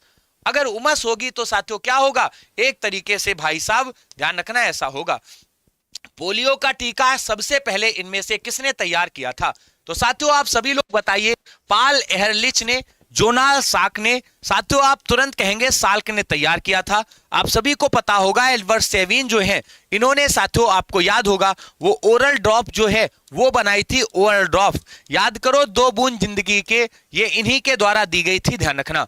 अगर आपने याद किया होगा तो 2 बूंद जिंदगी के वो लेते हो ना पोलियो। अगर पूछे बताइए भारत इससे कब मुक्त हो गया, तो भारत जो है 2014 से मुक्त घोषित कर दिया गया पोलियो से साथियों, ध्यान रखना, मुक्त हो गया, ध्यान रखना। अगला सवाल 56 नंबर, बताइए इनमें से सबसे पुराना वेद कौन सा है? कमर कस लो, ऐसे हिम्मत नहीं हारना है। कहते हैं रखो हौसला, वो मंजर भी आएगा जब प्यासे के पास चलकर समंदर भी आएगा, और थककर ना बैठ मंजिल के मुसाफिर, मंजिल भी मिलेगी और मिलने का मजा भी आएगा। सबसे पुराना वेद आप सभी लोगों को याद रखना है, हमारा ऋग्वेद है। साथियों भारत में 4 वेद आपको मिलेंगे। वेद का अर्थ क्या होता है? तो सर वेद का अर्थ होता है जानना, ध्यान रखना, वेद का अर्थ होता है जानना। साथियों वेद को हम वेद त्रयी भी कहते हैं, तो इनको साथियों हम वेद त्रयी भी कहते हैं। याद रखना ये प्रारंभ के 3 वेदों को वेद त्रयी कहा गया है। वेदों को साथियों श्रुति भी कहा गया है, क्योंकि प्रारंभ के लोग इसको सिर्फ सुनते थे। साथियों यजुर्वेद जो है वो यज्ञ से संबंधित है, ऋग्वेद जो है ये प्रार्थना से संबंधित है, सामवेद संगीत या गायन से संबंधित है, और अथर्ववेद जो है ये जादू टोना से संबंधित था, जादू टोना और औषधि से संबंधित था। तो बताइए वो कौन सा वेद है जो औषधि से संबंधित था? अथर्ववेद, याद रखना। उड़ीसा में जो कोणार्क मंदिर मिलेगा साथियों, इसको काला पैगोड़ा भी कहा गया है। इस मंदिर को नरसिंह वर्मन प्रथम ने साथियों 13वीं शताब्दी में बनवाया था। बताइए मंदिर का निर्माण कब किया गया? तो 1253 से साथियों शुरू हुआ था, 13वीं शताब्दी हो जाएगा। कोणार्क का जो ये सूर्य मंदिर है, इसको सबसे पहले ध्यान रखना ये किसका मंदिर है? सर सूर्य मंदिर है, ध्यान रखना, सूर्य मंदिर। इतिहास में इसे काला पैगोड़ा भी कहा गया है, तो इसे काला पैगोड़ा या ब्लैक पैगोड़ा भी कहते हैं, ध्यान रखना। अगला सवाल देखिए 58 नंबर, बताइए महाराजा रणजीत सिंह ने राज्य की राजधानी क्या बनाई? इनके राज्य की साथियों ध्यान रखना 2 राजधानियां थी। तो सबसे पहले इनकी साथियों 2 राजधानियां जो हैं वो ध्यान रखना। बताइए कौन कौन सी थी? तो एक तो इनकी साथियों लाहौर राजधानी थी, जो कि इनकी राजनीतिक राजधानी थी। तो बताइए इनकी राजनीतिक राजधानी क्या थी? तो ये इनकी राजनीतिक राजधानी थी, राजनीतिक राजधानी थी। दूसरी साथियों इन्होंने अमृतसर को बनाया था, तो अमृतसर जो है ये आप ध्यान रखना ये इनकी धार्मिक राजधानी थी। तो कल को तुमसे पूछ दे बताइए रणजीत सिंह की धार्मिक राजधानी क्या थी, तो फिर तुम इसको लाहौर नहीं लगाओगे, फिर तुम इसको क्या नहीं लगाओगे? सर लाहौर नहीं लगाएंगे, फिर तो हम किसको लगाएंगे? फिर तो अमृतसर को लगाएंगे, ध्यान रखना। राजा रणजीत सिंह जो थे इन्होंने साथियों स्वर्ण मंदिर जो है उसको सोने से मंडित करवाया था। पहले साथियों ध्यान रखना हम सभी लोग इसको केवल हरि मंदिर कहते थे, सोना इन्होंने ही दिया है। बताइए 59 नंबर, बाबर ने अपने बाबरनामा में किस हिंदू राज्य का उल्लेख किया है? जो बाबर का ये बाबरनामा है इसे साथियों तुर्की भाषा में लिखा गया है, ध्यान रखना इसमें तुर्की भाषा का प्रयोग किया गया है। 2 हिंदू राज्य जो हैं उनका साथियों उल्लेख बाबर ने किया है। 2 हिंदू राज्य मिलेंगे, एक तो साथियों मेवाड़ जहां के राजा राणा सिंह थे, ध्यान रखना, और दूसरा साथियों विजयनगर का उल्लेख किया गया है, विजयनगर। विजयनगर ये जो विजयनगर है यहां पर इस समय बाबर के समकालीन कृष्णदेवराय थे, ध्यान रखना, कृष्णदेवराय जो 1509 से लेकर 29 तक राज करते हैं, ध्यान रखना। मेवाड़ में इस समय राणा सांगा का शासन चल रहा था जो बाबर से साथियों युद्ध लड़ता है, ध्यान रखना। तो आप सभी लोग याद रखना 2 राज्य मिलेंगे, जो कि एक मेवाड़ और दूसरा साथियों ध्यान रखना विजयनगर। तो दोनों को दिमाग में रखिएगा, बहुत बढ़िया से याद करना। अगला सवाल बताइए 60 नंबर, युद्ध जिसमें भारत ने मुस्लिम शक्ति जो है उसकी एक तरीके से स्थापना हो गई। मुस्लिम शक्ति की स्थापना तराइन के पहले युद्ध 1191 में हुई थी। बिल्कुल गलत है, क्योंकि इस युद्ध में गौरी की हार हो गई थी। याद है आप सभी लोगों को? तो सर गौरी की हार जो है वो साथियों इस युद्ध में हो गई थी। साथियों 1192 तराइन का दूसरा युद्ध, इसमें गौरी की जीत हुई। गौरी की जब जीत हुई तो उसने साथियों दिल्ली पर कब्जा कर लिया। ध्यान रखना, उसने क्या कर लिया? तो गुरुजी दिल्ली पर कब्जा कर लिया। ध्यान रखना, दिल्ली पर कब्जा कर लिया। तो यही वो युद्ध था जिसमें साथियों ध्यान रखना हमने तराइन के दूसरे युद्ध में देख डाला। इसके बाद पानीपत का प्रथम युद्ध, इसमें मुगल साथियों वंश स्थापित हुआ था।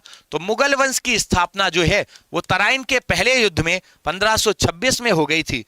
तराइन का दूसरा युद्ध ये 1556 में हुआ था। और आप जानते हैं हेमू और अकबर के बीच में ये युद्ध जो है वो साथियों हुआ था। इसमें हेमू की हार जो है वो आंख में तीर लग जाने के कारण हो गई थी। 61 नंबर क्वेश्चन, निम्नलिखित में से किसने नालंदा विश्वविद्यालय का भ्रमण किया और वहां अध्ययन भी किया था? नालंदा विश्वविद्यालय में हुएनसांग जो है ये साथियों गया था एक चीनी यात्री बनकर, आप सभी लोग जानते हैं। और इसने एक किताब लिखी है जिसको हम सी यूकी के नाम से जानते हैं। ये आप सभी लोग याद रखना, जब नालंदा विश्वविद्यालय में हुएनसांग गया था तो वहां पर उस समय सीलभद्र नाम का एक विद्वान था। तो इसे आप याद रखना, सीलभद्र नाम का ये विद्वान जो है ये साथियों ध्यान रखना ये बंगाली था। ध्यान रखना, मतलब कुल मिलाकर यहां पर भी बंगाल के लोगों का दबदबा आपको देखने को मिलेगा। फायान जो है ये साथियों 399 के करीब भारत की यात्रा पर आया। साथियों इसने भारत की जब यात्रा की तो उस समय गुप्त वंश के राजा चंद्रगुप्त द्वितीय का शासन चल रहा था। तो चंद्रगुप्त द्वितीय जो है उनका शासन चल रहा था। ये हर्षवर्धन के समय आया था। ध्यान रखना, अगर कोई कहे मेगस्थनीज तो ये साथियों ध्यान रखना चंद्रगुप्त मौर्य के समय आया था। चंद्रगुप्त मौर्य जो है उसके समय आया था। इसकी एक किताब है जिसका नाम इंडिका है, बहुत पूछी जाती है। फायान की किताब का नाम फो क्यों की है। ध्यान रखना, तो फो क्यों की है, ध्यान रखना फो क्यों की है। अगला सवाल देखिए 62 नंबर, बताइए अंकोर वाट का विष्णु मंदिर जिसे सूर्यवर्मन द्वितीय ने बनवाया था। साथियों ये जो अंकोर वाट का सूर्य मंदिर है ये कंबोडिया में पड़ता है। किसका मंदिर है? तो भगवान विष्णु का है। साथियों इसमें रामायण के एक तरीके से फोटोज लगे हैं और उनके बारे में बताया गया है। ये मंदिर जो है ये सूर्यवर्मन द्वितीय ने बनवाया है। तो इसको बनवाया किसने है? तो सूर्यवर्मन द्वितीय जो है उन्होंने साथियों इसको बनवाया है। ध्यान रखना, बनवाया। तो इसको आप नोट कर लेंगे। अगला सवाल 63 नंबर, इनमें से बताइए कौन मध्यमार्गी नहीं था? मध्यमार्गी होने का मतलब है कि मतलब बात को एक तरीके से बीच में रख देने वाला। हमारे यहां साथियों गोपाल कृष्ण गोखले ये उदार थे। ध्यान रखना, ये उदार थे। साथियों एओ ह्यूम जो है ये भी उदार था, कांग्रेस का संस्थापक था। ध्यान रखना, तो कांग्रेस का संस्थापक किसे कहते हैं? तो कांग्रेस का साथियों ध्यान रखना संस्थापक कहते हैं 1885 में, इसी ने बनाई थी कांग्रेस। मदन मोहन मालवीय ये गांधीवादी विचारधारा के थे। तो एक ही बच रहे लाल बाल पाल में साथियों बाल गंगाधर तिलक जो है साथियों नोट कर लेना ये मध्यमार्गी साथियों नहीं थे। ध्यान रखना, लाल बाल पाल आप सभी लोगों को याद रहेगा। लाल बाल पाल में लाल का, पाल का और बाल का फुल फॉर्म बताइए जल्दी से। अगला सवाल बताएंगे।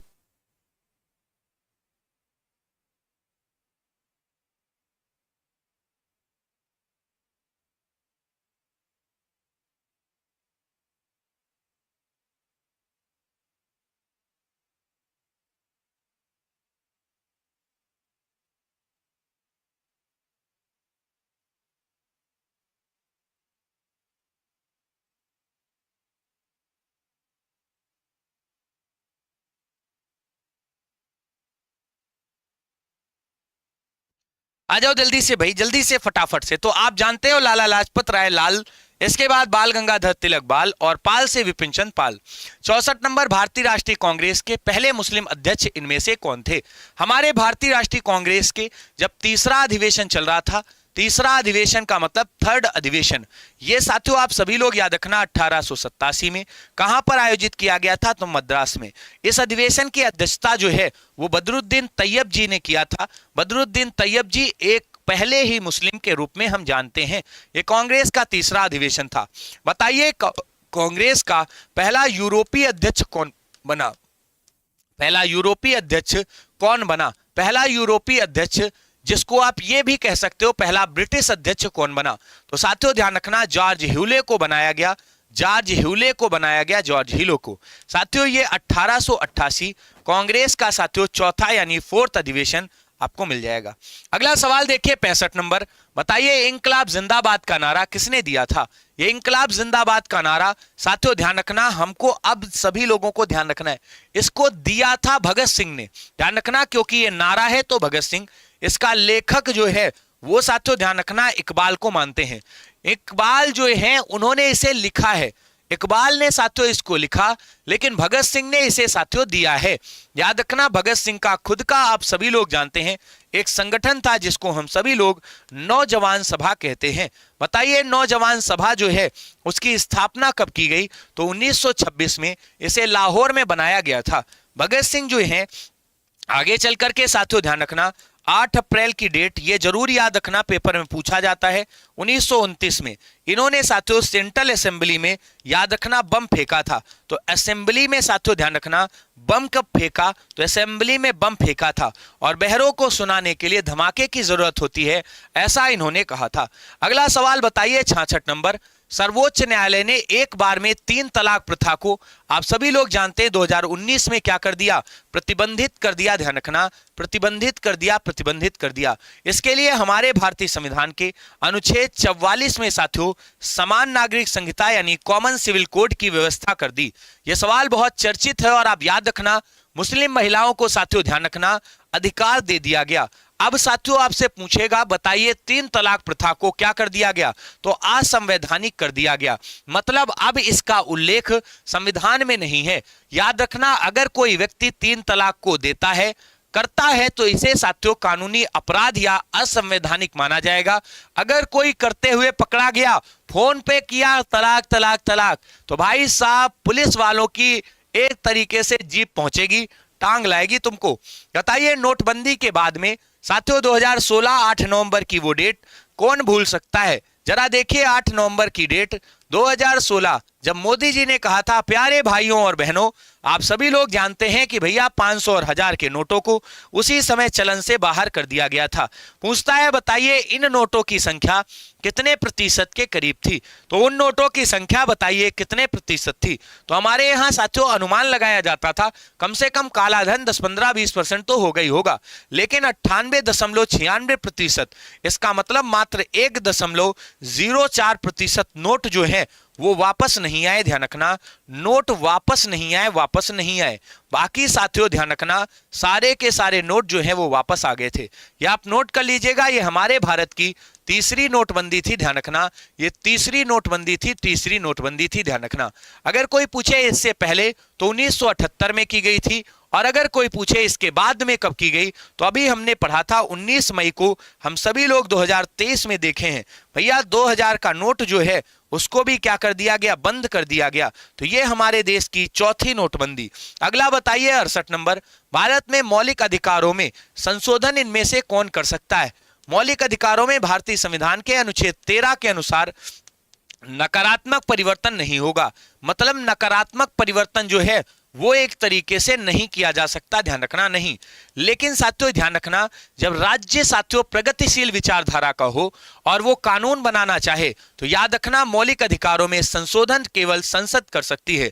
लेकिन अगर ये मान लीजिए गैर कानूनी है तो सुप्रीम कोर्ट साथियों ध्यान रखना आर्टिकल 32 का सहारा लेकर इसे साथियों ध्यान रखना 5 रिटों में बांध सकता है।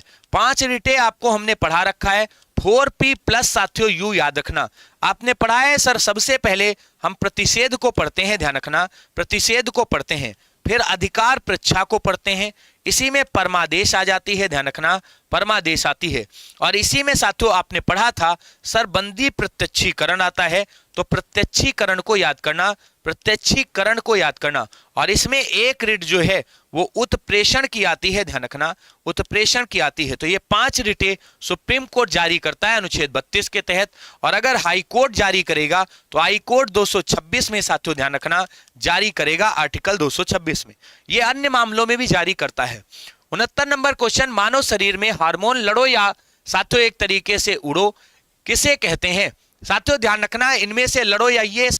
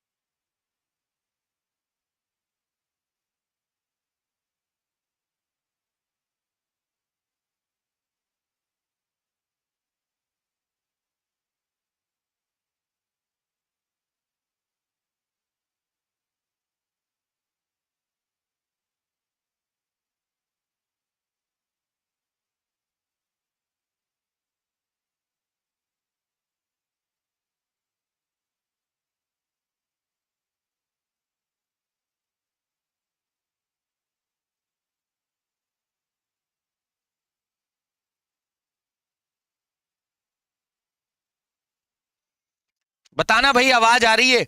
अब आ गई होगी भैया, ध्यान रखना। मैं आप सभी लोगों से करबद्ध निवेदन करता हूं कि इसमें मेरा कोई दोष नहीं है।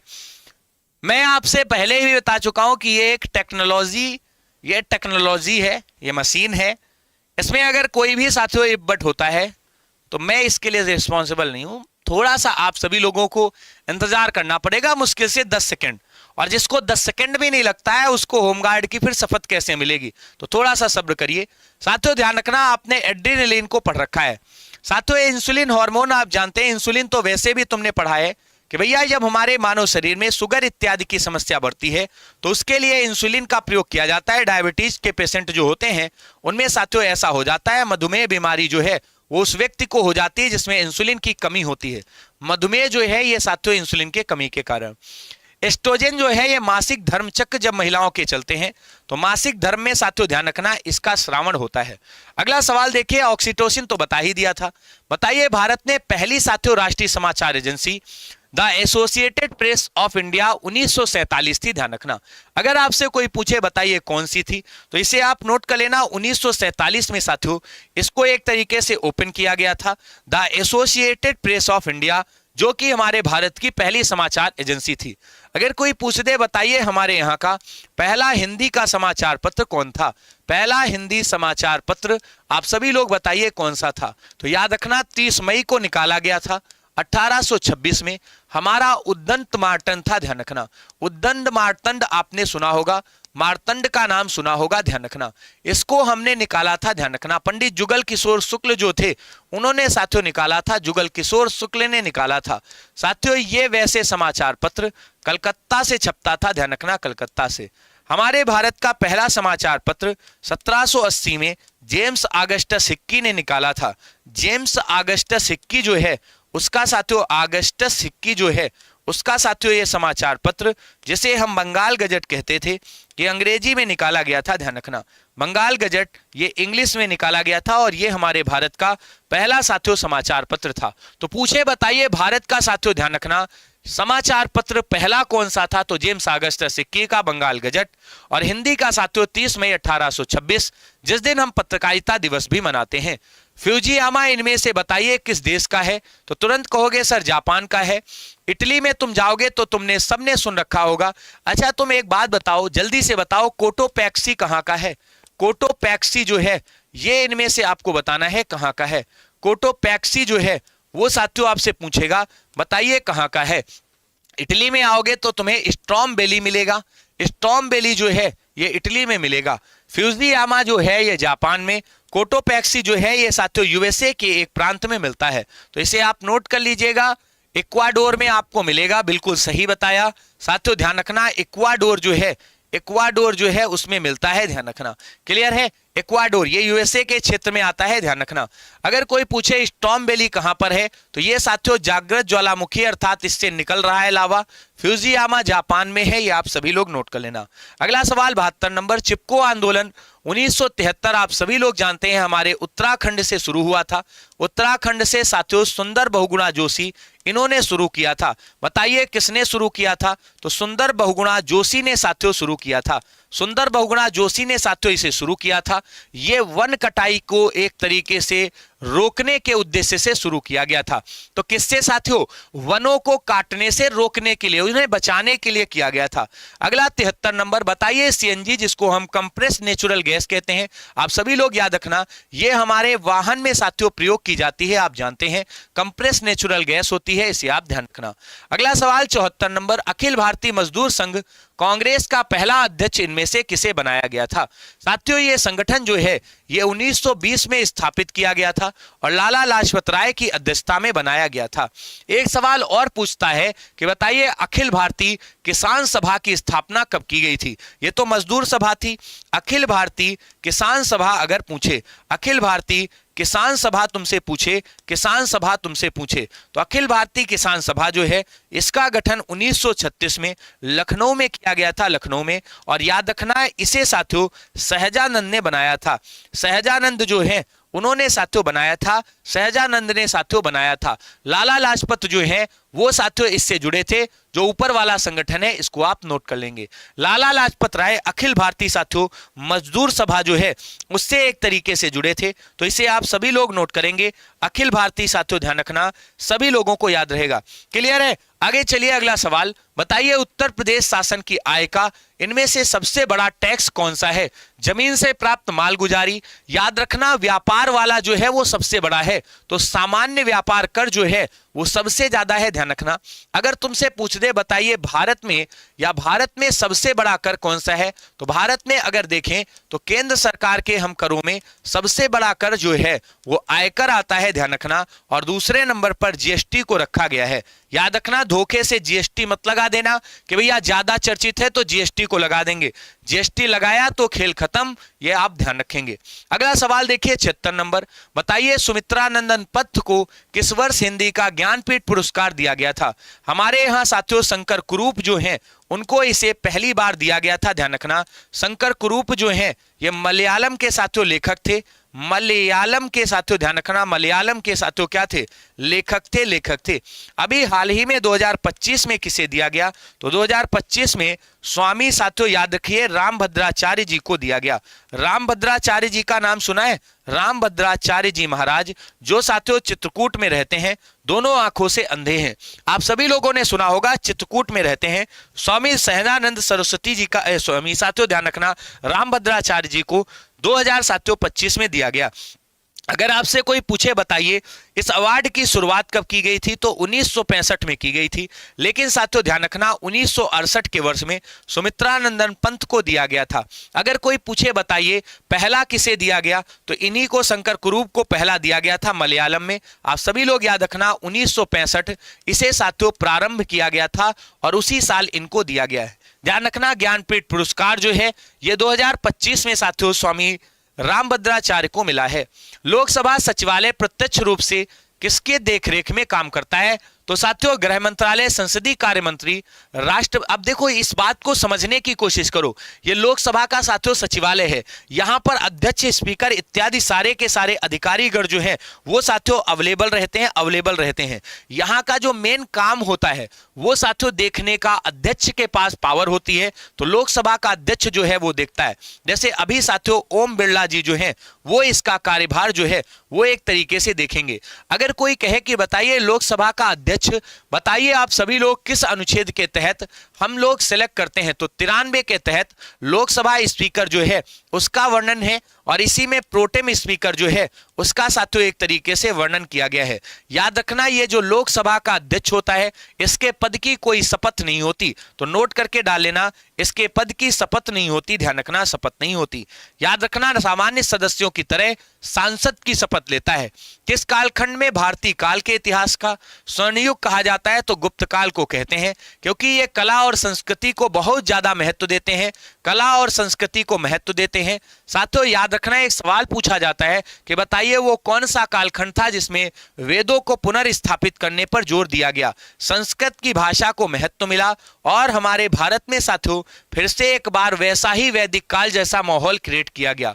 गुप्त काल को भारत के इतिहास में 275 से 550 ईडी के बीच में साथियों हम पढ़ते हैं। अगर कोई पूछे इसका संस्थापक बता दीजिए कौन था, तो संस्थापक साथियों श्रीगुप्त को माना गया है। श्रीगुप्त जो है वो आपको मिलेगा, आप सभी लोग याद रखना।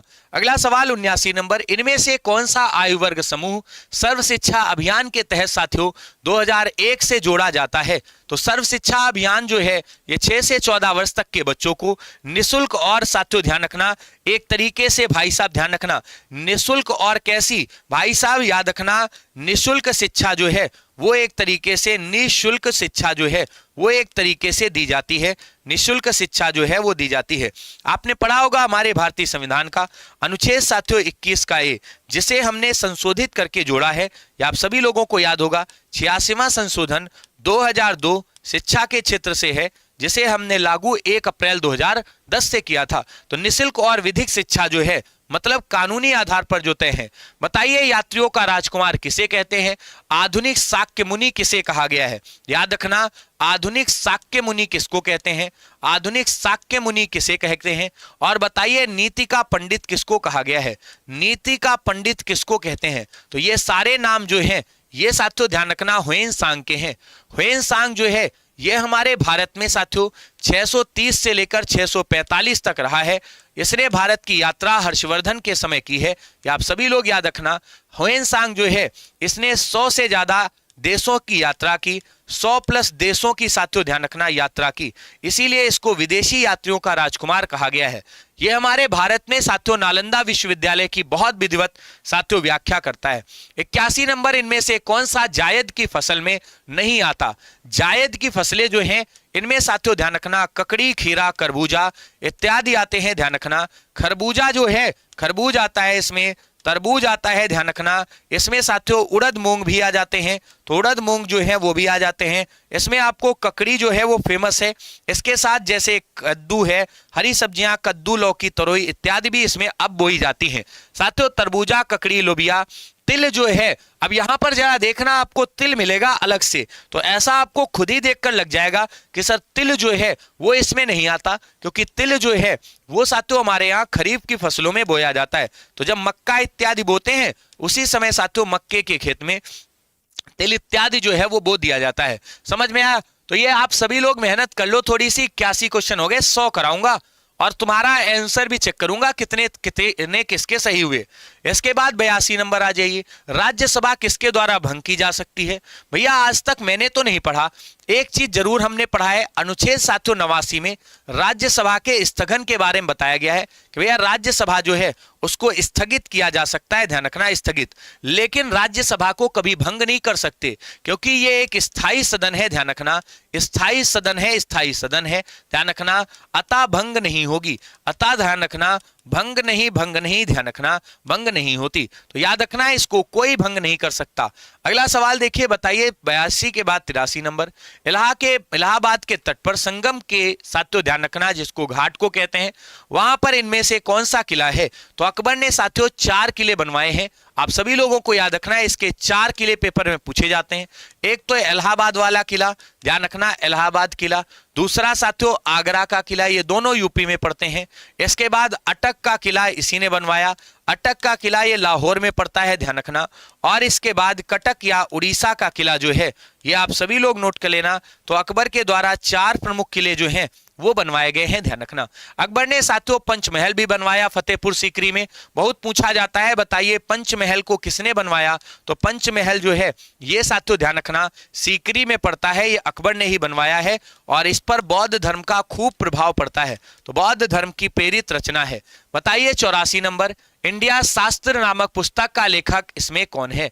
बी कृष्णमूर्ति, रोमिला थापर, शशि थरूर। जब आप पढ़ोगे ये कांग्रेस के साथियों बड़े प्रसिद्ध नेताओं में से एक माने जाते हैं।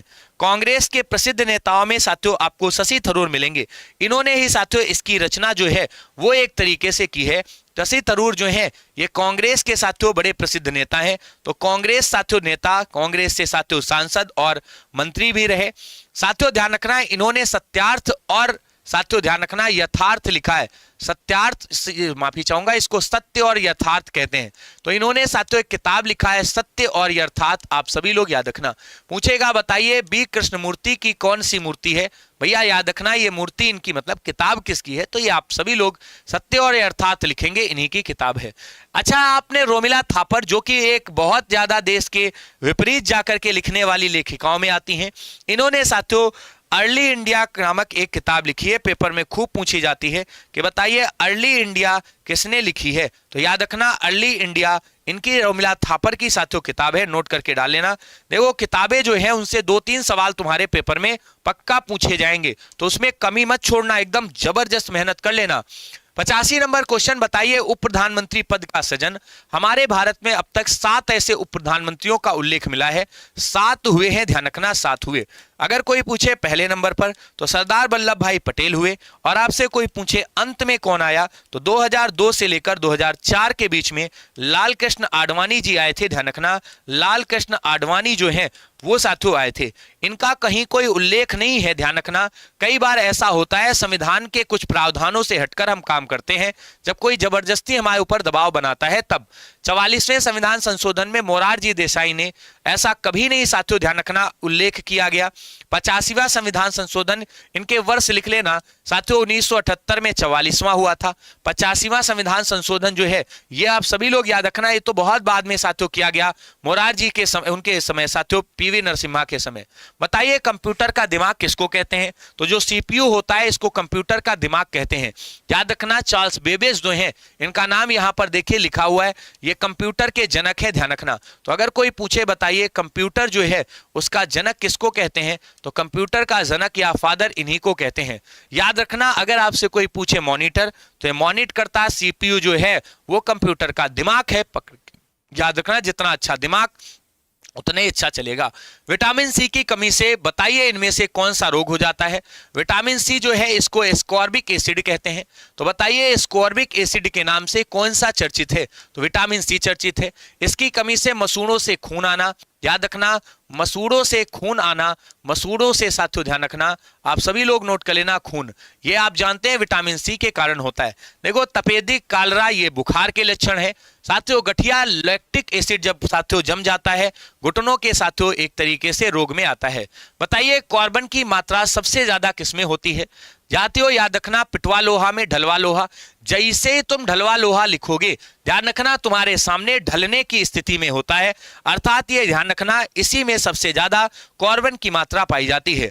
याद रखना लोहे को अगर आप पढ़ें तो सबसे पहले लोहा जो है अगर आपसे कोई पूछे लोहे का बताइए प्रथम उदाहरण कब मिला, तो ये हमें उत्तर वैदिक काल में मिला था। तो उत्तर वैदिक काल आप सभी लोग याद रखना उत्तर वैदिक काल में मिला था।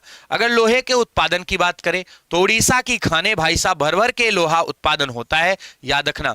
अगर विश्व में पूछे तो चीन लोहे का सबसे ज्यादा उत्पादन करता है, दूसरे नंबर पर ऑस्ट्रेलिया है और तीसरे नंबर पर साथियों ध्यान रखना हमारा भारत। आप सभी को याद रखना है लोहा उत्पादन में भारत की रैंक जो है ये 3rd नंबर पे आता है, ध्यान रखना। तो लोहा उत्पादन में भारत की स्थिति कैसी है? तो मेरे दोस्त तीसरे नंबर पर आता है। अगला सवाल देखिए 89 नंबर, संसार में बुद्ध की सबसे बड़ी एकाश्मिक प्रतिमा यह भी हैदराबाद में साथियों स्थापित की गई, काफी चर्चित रही थी क्योंकि इस प्रतिमा को स्थापित करने के लिए हमारे यहाँ साथियों 58 फीट जिसको हम सभी लोग एक तरीके से कहते हैं स्थापित की गई 58 फीट ऊंची प्रतिमा जो है ये आप सभी लोग याद रखना। संसार में बुद्ध की सबसे बड़ी कृति एकाश्मिक प्रतिमा अर्थात एकहरी प्रतिमा है, इसको याद रखना है। मेन मुद्दा ये था जो बुद्ध थे इनके बारे में आप जानते हैं, इनको हम सभी लोग शाक्य मुनि कहते हैं। बताइए शाक्य कुल में इनका जन्म हुआ था तो शाक्य मुनि कह दें, कोई दिक्कत नहीं। इनको साथियों तथागत भी कहा गया है, ज्ञान इन पर उत्पन्न हुआ था। इनको लोग सिद्धार्थ के नाम से भी जानते हैं और इन्हें साथियों ध्यान रखना बुद्ध भी कहा गया है। साथियों ध्यान रखना बुद्ध भी कहा गया है, याद रखना इनको हम इन सभी नामों से जानते हैं। अगला सवाल देखिए 90 नंबर, वह मुख्य न्यायाधीश जिन्होंने राष्ट्रपति के रूप में काम किया। तो साथियों याद करो एम हिदायतुल्लाह जो है ये हमारे देश में साथियों कार्यवाहक राष्ट्रपति भी बनते हैं। तो याद रखना पहले कार्यवाहक, ध्यान रखना पहले कार्यवाहक, ध्यान रखना राष्ट्रपति, कार्यवाहक राष्ट्रपति, ध्यान रखना कार्यवाहक राष्ट्रपति जो साथियों ध्यान रखना सीजीआई के रूप में, सीजीआई के रूप में बने थे, सीजीआई के रूप में बने थे, ध्यान रखना बने थे।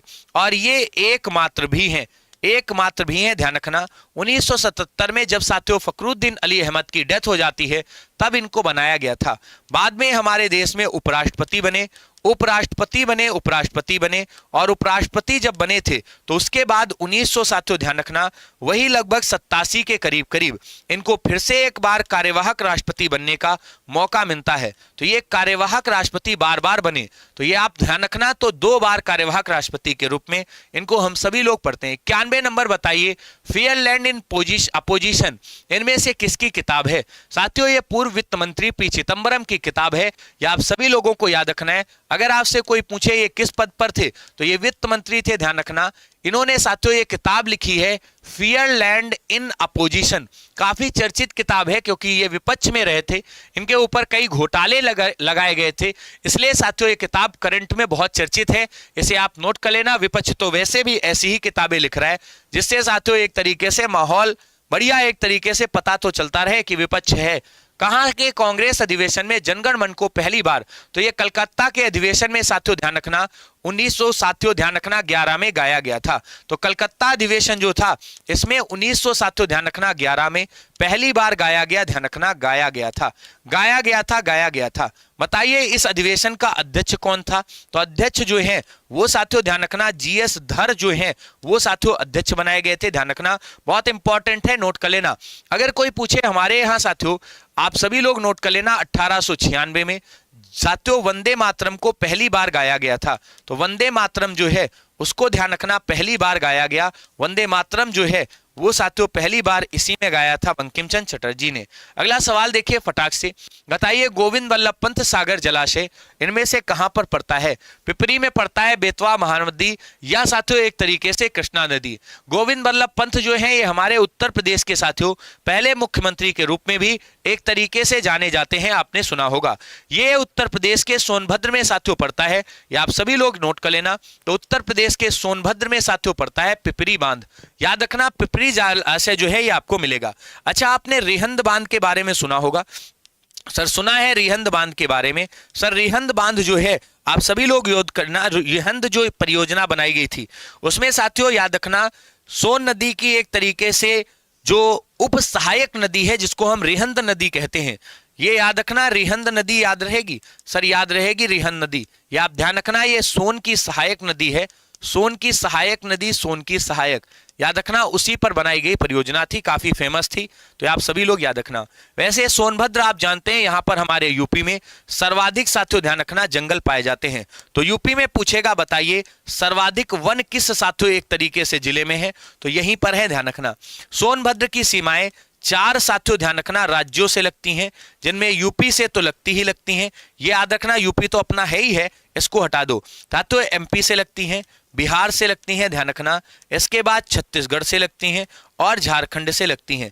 किससे लगती हैं? छत्तीसगढ़ से लगती हैं और झारखंड से लगती हैं, जिसको हम जीएच कहते हैं। तो नोट करके डाल लेना, 4 राज्यों से इसकी सीमाएं जो हैं वो सोनभद्र की लगती हैं। एकमात्र ऐसा है, गदर पार्टी का हेडक्वार्टर सैन फ्रांसिस्को यूएसए में है। साथियों आप याद रखना 1913 में इसको बनाया था लाला हरदयाल ने। किसने बनाया था? तो लाला हरदयाल जो है उन्होंने इसकी स्थापना की थी। ये जो हमारी गदर पार्टी है ये साथियों सोहन सिंह भाखना के नेतृत्व में, आप सभी लोगों को बताना है, क्लियर है? तो लाला हरदयाल और सभी लोग याद रखना, इनके साथ सोहन सिंह भाखना जो है वो भी साथियों जुड़े थे। सारे टॉपिक मैंने कराए हैं, चाहे वो करंट अफेयर्स हो, चाहे स्टैटिक हो, चाहे पॉलिटी हो, चाहे हिस्ट्री हो, चाहे इकोनॉमी हो, क्योंकि तुमने पढ़ा है भाई। इकोनॉमी के क्वेश्चन अभी देख रहे थे सर, एक एक टॉपिक पढ़ाया है, ध्यान रखना। ज्योग्राफी हो, साइंस में तुम्हें पानी की बोतल फटना हो, रोग हो, पढ़ाया। एडीज मच्छर वाला, डेंगू वाला, पैर फूल जाना, लैक्टिक एसिड, ये सब क्या है भैया? विटामिन के सवाल सब कराए, लेकिन तुम नहीं सुधरोगे अगर, तो कौन सुधरेगा भाई साहब, ध्यान रखना। अगला सवाल 95 नंबर, बताइए सप्तपर्णी गुफा, जहां पर साथियों हम सभी लोग पढ़ते हैं कि भैया पहली बौद्ध संगीति का आयोजन हुआ था। बताइए पहली बौद्ध संगीति जो है उसका आयोजन कहां पर हुआ था? तो सप्तपर्णी गुफा जो राजगृह में पड़ती है वहीं पर इसका आयोजन किया गया था, ध्यान रखना। तुरंत आप इसका आंसर बताएंगे। हमारे यहां साथियों ध्यान रखना 4 बौद्ध संगीतियां हैं, इनके साथियों ध्यान रखना 4 बौद्ध संगीतियों के स्थान पूछेगा। तो पहला साथियों राजगृह में अजातशत्रु नाम का राजा था, अजातशत्रु के समय इसे किया गया था, ध्यान रखना, आप सभी लोग याद रखना। दूसरी बौद्ध संगीति का आयोजन वैशाली में किया गया, कालाशोक नाम का राजा था, उसके शासनकाल में, ध्यान रखना। तीसरी बौद्ध संगीति पाटिलपुत्र में आयोजित की गई, ये पाटिलपुत्र में अशोक के समय आयोजित की गई थी, ध्यान रखना। चौथी वाली जो है ये कुंडलवन कश्मीर में, या आप सभी लोग नोट कर लेना कहां पर? तो कुंडलवन कश्मीर में साथियों ध्यान रखना, ये कनिष्क के समय आयोजित की गई थी, ये आप सभी लोग नोट कर लेना। तो चारों बौद्ध संगीतियां, उनके आप सभी लोग संबंधित राजा जो हैं वो याद कर लेंगे। अगर आपको हिम्मत और गवाही दे रही है तो अध्यक्ष भी याद कर लेना। बताइए पहली वाली का अध्यक्ष कौन था? तो महाकश्यप नाम के ऋषि थे। दूसरी वाली के सर्वकामिनी शावकमीर थे, सर्वकामिनी शावकमीर जो हैं वो साथियों ध्यान रखना दूसरी वाली के अध्यक्ष थे। और तीसरी वाली के साथियों अशोक के समय मुगलिपुत्र तिस्स जो है उसको बनाया गया था, ध्यान रखना, मुगलिपुत्र तिस्स को बनाया गया था। और चौथी वाली के समय साथियों वसुमित्र को क्या बनाया गया? अध्यक्ष बनाया गया था, ध्यान रखना, इनको अध्यक्ष बनाया गया था। और साथियों अश्वघोष जो है उनको उपाध्यक्ष बनाया गया था। तो अश्वघोष को साथियों उपाध्यक्ष बनाया गया। तो चारों बौद्ध संगीतियां, उनके साथियों स्थान, अध्यक्ष इत्यादि भी आपको याद रहेगा। अगर आपसे पूछ ले चारों का समय बता दो, तो पहली बुद्ध के मृत्यु के समय 483 बीसी में, दूसरी 383 बीसी में, तीसरी वाली 251 से लेकर के साथियों 255 से लेकर 251 बीसी के बीच में, ये आप सभी लोग याद रखना, मनाई गई। तीसरी वाली जो है ये पहली शताब्दी में साथियों आप सभी लोग एडी में मनाएंगे। तो पहली शताब्दी ईस्वी में मनाई गई। तो ये चारों बौद्ध संगीतियां आपको याद हो जाएंगी। अगला सवाल बताइए फटाफट 95 नंबर। औरंगजेब के शासनकाल में जिन सतनामियों ने बगावत की थी उनमें नरनौल शहर पर अधिकार कर लिया था, वो इनमें से कौन थे? देखो ये जो सतनामी थे ये सारे के सारे गुरु गोविंद सिंह थे साथियों, ध्यान रखना। एक बच्चा कह रहा गुरुजी अब दिमाग जो है वो सुस्त हो रहा है, तो दिमाग को तुम बॉर्नवीटा पिलाओ, याद दिलाओ एक बार कि तुम्हारे पिताजी की भी ये मेहनत है जो तुम्हारे साथ कदम से कदम मिला करके चल रही है। साथियों तुम अकेले नहीं हो, तुम्हारे साथ अभी हम भी जिंदा हैं। याद रखना गुरु गोविंद सिंह जी जो थे उन्हीं के साथियों अनुयायी जो थे वो एक तरीके से इस तरीके से इनके साथ जो है वो साथियों एक तरीके से लगे थे।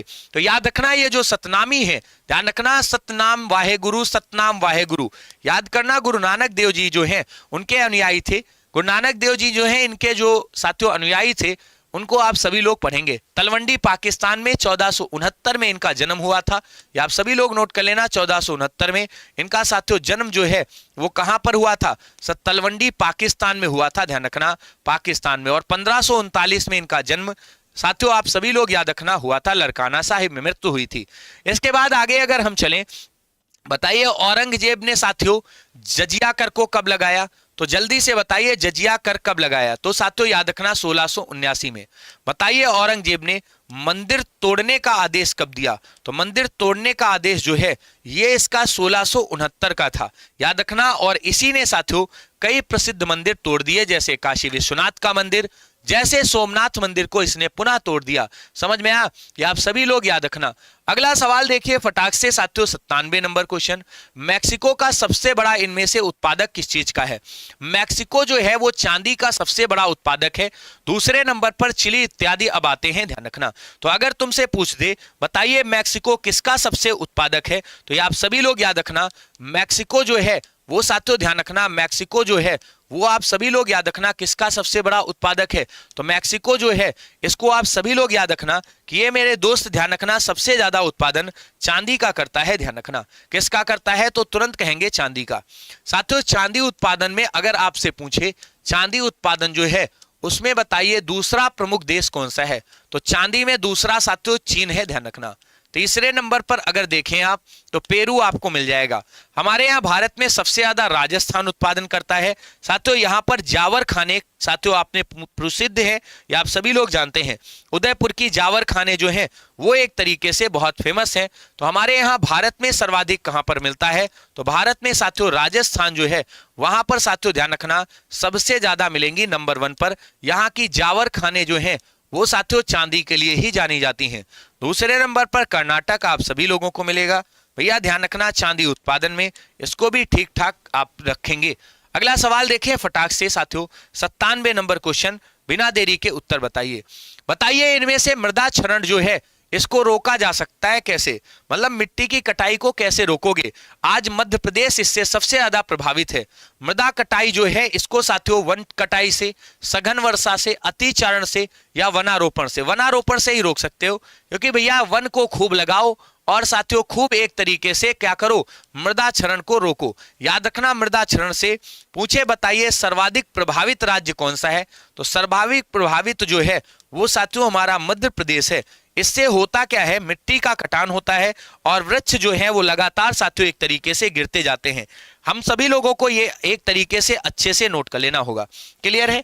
अगला सवाल देखिए फटाक से। बताइए इनमें से नैनार, नैनार मैंने बताया था नए नए संतों को कहते हैं और नए साथियों हमारे यहाँ भगवान शिव के संत आते हैं अनेक प्रकार के। साथियों नैनार संत जो है ये तमिलनाडु में एक तरीके से जन्म लेते हैं, तो मतलब इनका संबंध तमिलनाडु से था। बताइए नैनार संतों की संख्या कितनी थी? तो इनकी जो संख्या है वो साथियों 63 है। एक सवाल और पूछा जाता है, तो बताइए किसके अनुयायी थे? सो शिव के अनुयायी थे, ध्यान रखना। जो भगवान विष्णु के अनुयायी हैं इनको हम वैष्णव कहते थे, ध्यान रखना। तो ये विष्णु के अनुयायी हैं, ध्यान रखना। इनको साथियों आम बोलचाल की वहां की भाषा में अलवार कहते थे, ध्यान रखना। इनकी संख्या केवल 12 बताई गई है, तो अलवार संतों की संख्या 12 है। ये थोड़ा मतलब कम है। नैनार आप जानते हैं दक्षिण भारत में वैसे भी खूब भर भर के एक तरीके से मिलेंगे। अगला सवाल देखिए, आज की क्लास का 100 नंबर क्वेश्चन। बताइए यूपी में नॉलेज पार्क कहां पर बनाया गया है? नॉलेज पार्क आप जानते हैं ज्ञान के लिए होते हैं। ज्ञान में आप सभी लोग जानते हैं हमारे कॉलेज आपको सबसे ज्यादा मिलेंगे, वो मिलेंगे ग्रेटर नोएडा में। ये आप सभी लोग याद रखना। अगर आपसे कोई कह दे बताइए हमारे यहाँ बायोटेक्नोलॉजी पार्क कहां पर बनाया गया, तो लखनऊ जो है यहां पर बायोटेक्नोलॉजी पार्क बनाया गया।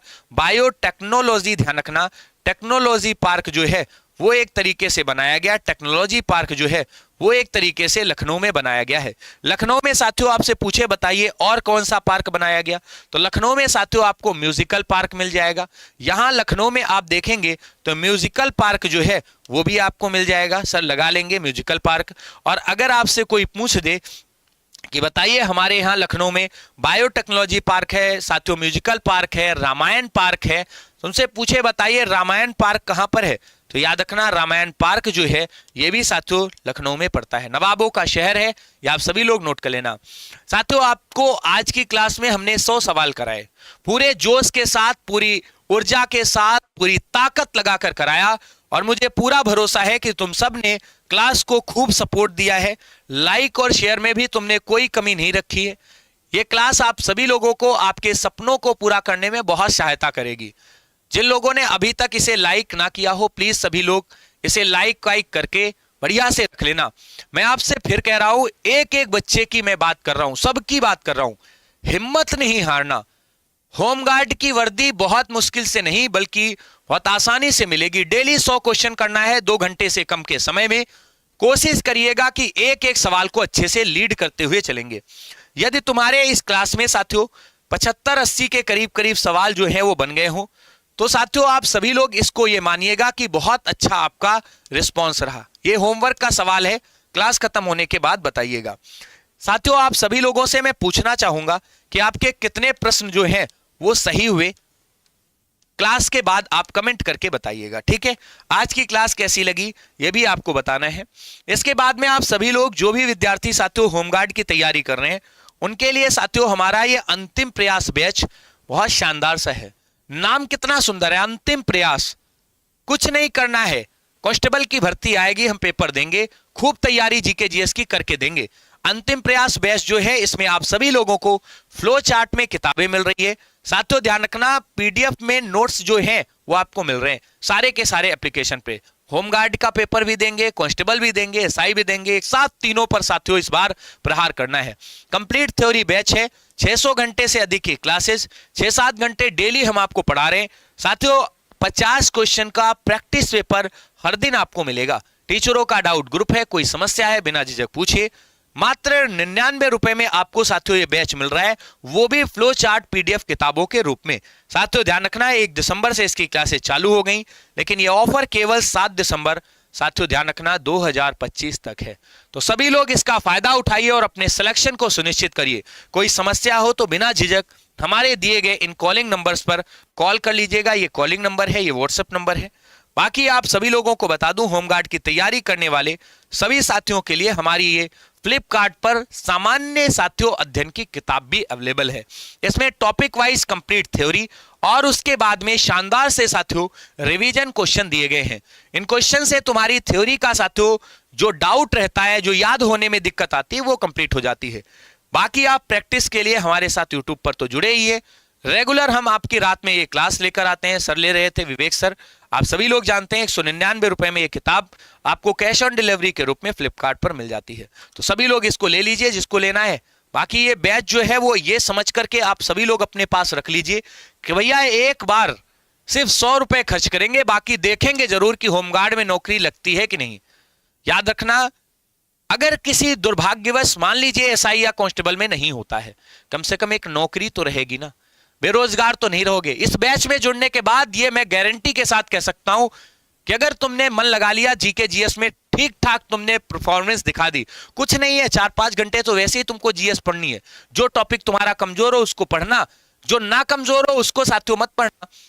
प्रैक्टिस तुम करते रहना 50 क्वेश्चन की।